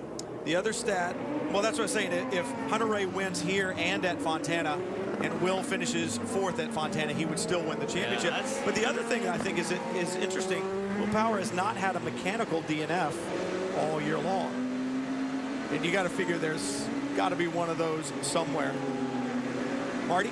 Well, guys, and I think Will Power sitting back there in 5th thinking, man, what could have been this weekend? Clearly, they've had the fastest car the entire weekend. And there was a little bit of pressure on him to clinch this weekend because of what you see on the bottom of your screen. The average finish at ovals, 13.19. He did not want to have to go to Fontana, needing to finish ahead of Ryan Hunter-Reay to win this championship. And looks like that's going to be the situation, or at least he'll have to finish a couple of spots ahead of him anyway, or can't finish too far behind him, I should say. So I think it's a little bit tighter than Will Power would have liked leaving Baltimore. And I think he kind of in the back of his mind thought we need to clinch this weekend. Yeah, Marty, you and I were talking about this earlier. This oval thing kind of haunts Will a little bit. He did not, like you said, this really bothers him. I know he's saying take it race to race, but he's going to have a lot of sleepless nights, I think, before Fontana. I think he really wanted this over today. You're right. Total cautions in the last 4 races, 5. Total cautions today, 9. And the last one may be the most important one of the day. 2 laps to go when they get the green this time. Lights out on the safety car. And Ryan Hunter-Reay knows he's going to be under attack. But Hunter-Reay's going to get a good start, but he can't do what he did the last time. He got away with it once. I'm not sure he's going to get away with it twice if he goes in there too deep and blows that corner. Scott Dixon, Will Power in 4th and 5th still have plenty of time on their push to pass. Now Justin Wilson just left the pits. Yeah, he needs to go out in front of him or get out of the way. They need to get out. They need to get him out of there. He just came out of the pits, and they're just getting ready to get formed up for a restart. Get out of there, 18. Yeah, they want him in the back. There you go. Good move. They heard him say, get out of there, 18. Now. Get to the back. Yeah, now. Good call by IndyCar. That takes a little bit of your concentration away when there's somebody right there beside you. Ryan Hunter-Reay needs to focus. Flagman on the left. Look for green. There it is. Here we go. This could be the championship right here. Ryan Hunter-Reay leads. Briscoe down on the bottom. Ooh, gets squeezed down. Briscoe still may stick it in there. He does. And that's what Hunter-Reay wants to see right now, is he wants these 2 guys racing behind him. That was perfect for Hunter-Reay. That is exactly what he wants to see. Good move on Ryan Briscoe right there. Will Power 5th in line, and look at this. Oh, he might lose a spot. He does. He loses 2. It might be 3 spots. Will Power, it's drifting away on the last couple laps. Alex Tagliani on the outside, and now Power needs to try to hold on, but he's got to be careful. Tagliani could attack. Went from 29-point lead to 15-point lead in 1 corner for Will Power. Wow. It is still not over. There will be 1 lap to go when Ryan Hunter-Reay gets back to the line. Ryan Briscoe, with that lengthy full course caution, should have fuel. So here comes Barrichello to the inside, and then he pushes, has a little bit of a nudge, and then Oriol Servia in the Wix filter colors goes by him, and then on the outside it was Tagliani. Wow, what a change of events. Ryan Hunter-Reay leads through turns 11 and 12. Power giving chase. Briscoe right behind. Should be light on fuel. Only a 15-point difference if it were to finish this way. I think the only saving grace for Hunter-Reay, Ryan Briscoe has no push to pass. Hunter-Reay is going to be impossible to pass this last lap, let me tell you. I don't care how many push passes Ryan Briscoe has. Take onboard missiles to get him out of the way at this point in time. This is the lap that has to be perfect for Hunter-Reay. A little wide off of the hairpin. Briscoe's still there. Will Power has gotten back around Oriol Servia. So that's 17 now. Hunter-Reay, about 1 mile to go. Power now trying to set his sights on Barrichello, who so forcefully moved him out of the way in the hairpin. Championship looks to still be alive. Ryan Hunter-Reay, qualifying did not work his way. Didn't start this race where he wanted to. Through turn 9. If he can hold on, it would be his 9th career win. 4th win of the season. 1 corner to go. Ryan Hunter-Reay makes the most of this day, keeps the championship alive. It will come down to the final race of the season. Ryan Hunter-Reay wins in Baltimore.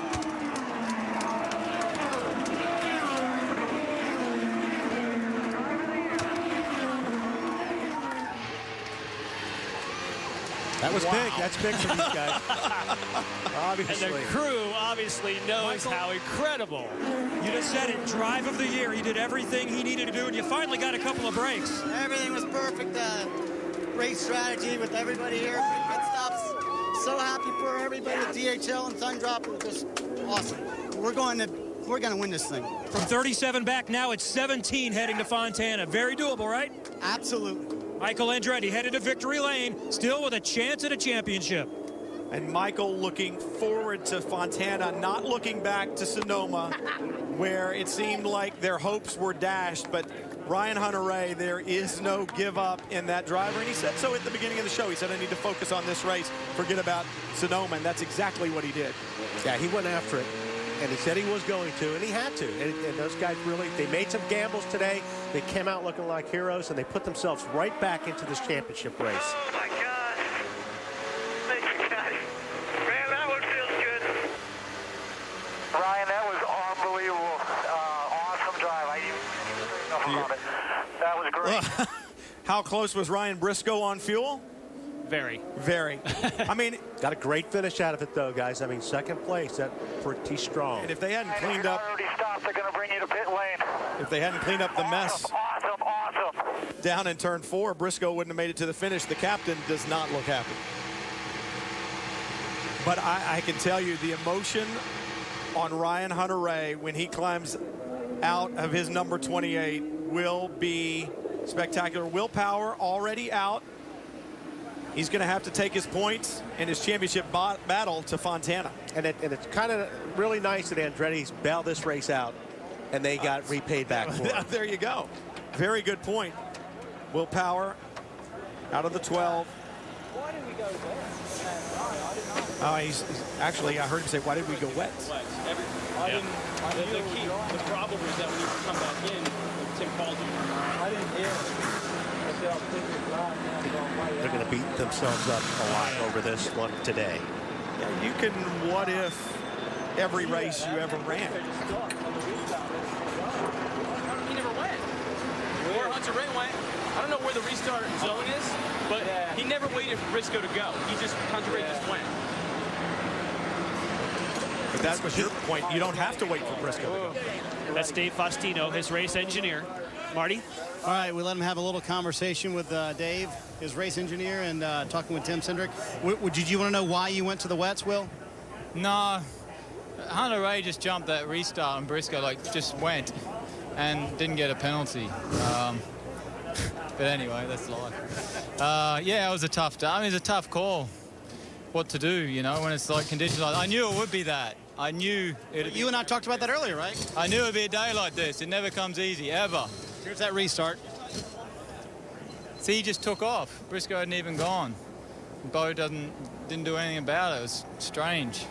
I thought, why did they just take off like that? They were saying when the green flag came out, it was okay for Ryan to go, no matter what the leader did. Do you agree with that? You have to be past that second cone, which he wasn't. Ryan has a chance to go in between those two cones, and Hunter-Reay just went. I would have done the same thing. It's for the championship, right? Right, exactly. After that, you had a little contact on that last restart as well. Yeah, Barrichello just pushed me out into the wall. That's hard racing in the pack. You go to California, 17 points in the lead. What are your thoughts racing for the championship there at an oval where it hasn't been your best? You just got to do our best. Got to get everything right.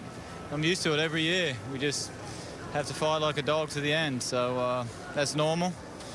And we'll come out swinging. All right, Will Power promises to come out swinging at Fontana. Brian? I just think in Bo's defense on that one, Bo, that was the right call. Wasn't the wrong call. Those guys started that race the correct way. Briscoe was sleeping, and that's, I think, all there is to it. Well, Ryan Hunter-Reay certainly will be celebrating. I know Will Power is unhappy, but there's no one happier in pit lane than Ryan Hunter-Reay.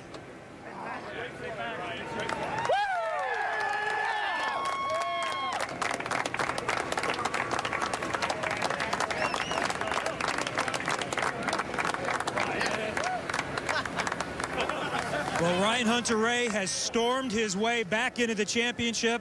There's a kiss from his wife, Becky. Michael Andretti was in here.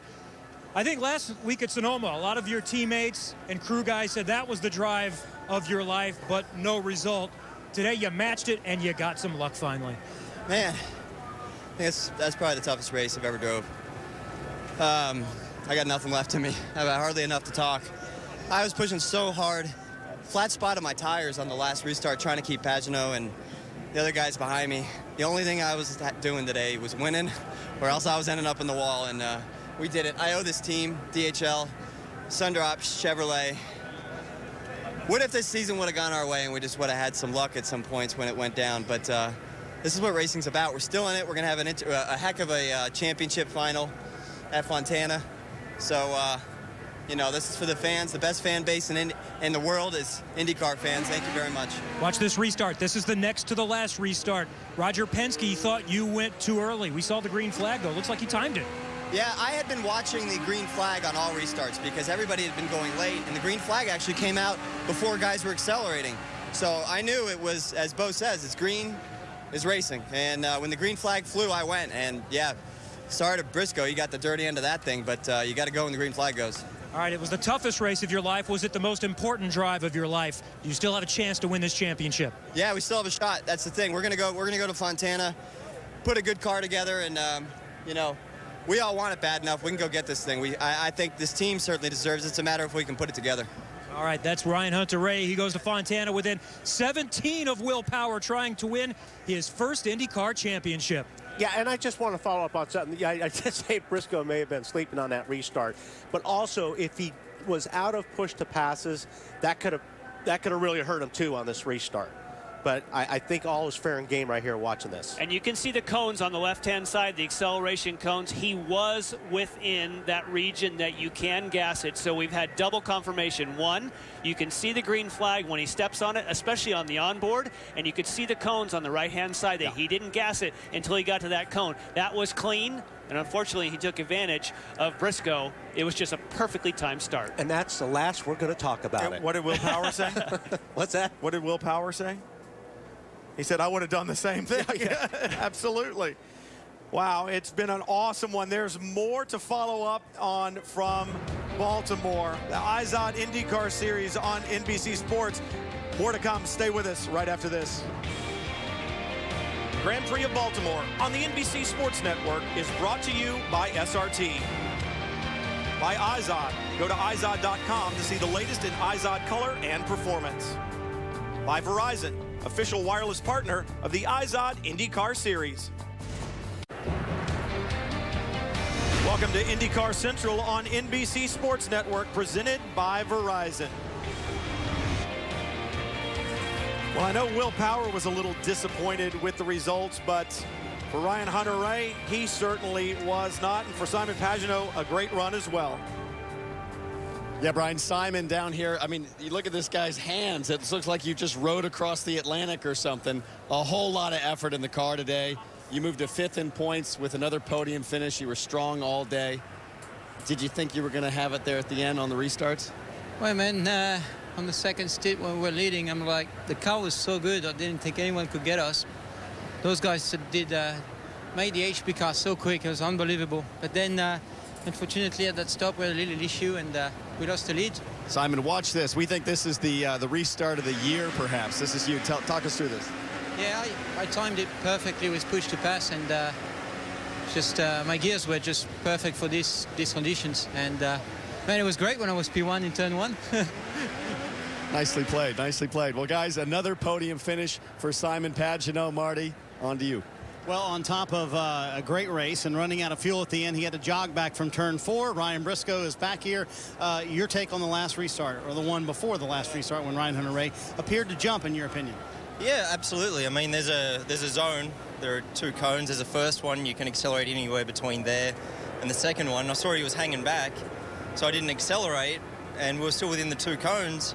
The next thing, he's flying by, the green flag's waving, and I haven't accelerated yet, and I'm the pole sitter. So it was wrong. In my mind, I think we got screwed. I went from 1st back to 4th and passed Dixon back to 3rd and then Pagano for 2nd. So it's frustrating, but great day for us anyway, coming from 11th back up there. for a podium, but I think we deserve the win today. Is this a conversation that you will continue with Bo, perhaps, with Bo Barfield after this race? Yeah, I mean, I'll bring it up, you know, we'll review it and see what their explanation was. I mean, maybe the flaggy thought that Hunter-Reay was the pole sitter, I'm not sure, but I never accelerated and I've got 3 cars going by me and we're still within the zone, so it's not right, in my opinion, and I'm surprised there was no penalty issued. Did the lack of push to pass on your behalf hurt you at all, you think? Yeah, definitely. A couple of times I got done down the straight, but thankfully the conditions today played into our hands, and push to pass all day long wasn't that important. It was more about keeping it off the wall and getting the strategy right, and pulled a good one on us today. We ran out of fuel across the finish line, so it was a good one. All in all, very nice run for Ryan Briscoe. It's a win and a second back-to-back weeks. How about that? Will Power talking with his wife Liz on the wall, and they'll be talking about this one for a long time, especially the restart. And look at Ryan Hunter-Reay having a conversation with Ryan Briscoe. I don't think they're ever going to see eye to eye on this one. Well, I think when Briscoe goes back, if he wants to review it with Bo, I think he'll probably see it the way it was called. Ryan Briscoe celebrating. Talk about emotion. You don't think motorsports is emotional? Look at the crew for Ryan Briscoe. I said Ryan Briscoe was the happiest person out here. I'm not sure that's the case. We'll be back with more from Baltimore right after this. The championship still very much alive. Welcome back to IndyCar Central, presented by Verizon. Ryan Hunter-Reay, Ryan Briscoe walking through the crowd over to the media center. Where else do you see this in motorsport? How pumped up is Ryan Hunter-Reay right now? Well, plenty of excitement from the streets here in Baltimore today. For more from the pits, let's head back down to Kevin. This guy's earned a seat. I'm just going to sit down with him. Rubens Barrichello, 4th at Sonoma last week, 5th here today. You're getting the hang of this, right? Just took a little time. It was a bit rough rough out there today, because we were obviously to overtake here. You know, you touch people touch you. But I had a good run. I'm pretty happy. I mean, the car with the slicks on the wet, yeah, we took a good gamble there, but it was good. I'm wondering what it was like in the cockpit, and you were just telling your guys, hey, make sure you recorded that. I want to see this race. It was tough to keep up with. It was, and you know, at the end, I wanted to earn my place there. I was racing hard, but I didn't want it to you know, get in the way of everyone and anyone. And I touched with Dario a little bit because I ran out of luck, and with Will, as you can see, well, you don't see from there, but I just took an avoiding action not to hit him from behind. And you know, pretty lucky that he made the corner, because all I didn't want there is to take the championship leader out. You know, I might have my chance. I hope I have my chance to fight for the championship, and I didn't want it to get into the carnage. So I'm sorry if that was it. But I took if you take from another angle, you see, I took an avoiding action not to hit him from behind, and then I ran out of luck. So, but it was a good race. I enjoy. Good run. We're happy that you're enjoying IndyCar, and you tell us you're going to be back next year. That's the 40-year-old rookie in IndyCar, Rubens Barrichello. There's a look at the victory circle. Be coming up next here in Baltimore, and we'll bring you some final thoughts from Baltimore when we come back on the other side of this break. And these boys are going to celebrate with some champagne. We'll be right back. Victory podium celebrations just beginning. Ryan Hunter-Reay, when he got out of the car, said he was almost too tired to talk. I think he'll be plenty well enough to celebrate. He takes a very hard-earned victory, but when you look back through the order here, guys, there was great racing everywhere. There was great racing from the front to the back. And before we head off, Brian, thank you for joining us on very, very short notice. We appreciate like I said earlier, it was an honor. If there was a race that you were going to make, Brian, I think this was a good one. This was definitely the one. We should also say that this is Townsend Bell's last race of the year with us. He's off doing some more racing behind the wheel, so thank you, Townsend, as well. Looking there on the last page of results, Takuma Sato, you got to feel bad for him. What a great race he had early on. I mean, Sato, Kanaan, Kimball, Wilson, there's a lot of guys. Bourdais had really, really good races today. I mean, this was what IndyCar racing's all about today. If you didn't get fired up about a race like this, nothing's going to fire you up. This was a fun race to call. Ryan Hunter-Reay signing autographs there in the crowd. And this is what's important. the championship. Just 17 points separate Ryan Hunter-Reay from Will Power. It'll all come down to the final round at Fontana. I mean, think about the battle that we saw in the difficult conditions, the rain, the dry, all with a championship on the line. And Fontana, that point thing is going to change almost lap to lap. It's going to be pretty interesting to see. There's going to be a lot of guys stressed out going into Fontana. Well, I think the other thing you saw is guys fighting for contracts next year as well, and we saw certainly a good one. Make sure you stay tuned. Formula D is next, and don't forget that the series championship is on the NBC Sports Network. So join us Saturday, September 15th, 7:30 Eastern for the MAV TV 500 presented by Lucas Oil. For more information on the IZOD IndyCar Series, log on to NBCSports.com. For Jan Beekes, Wally Dallenbach, Townsend Bell, Kevin Lee, Marty Snyder, and Robin Miller, I'm Brian Till. Thanks for joining us, and congratulations to Ryan Hunter-Reay.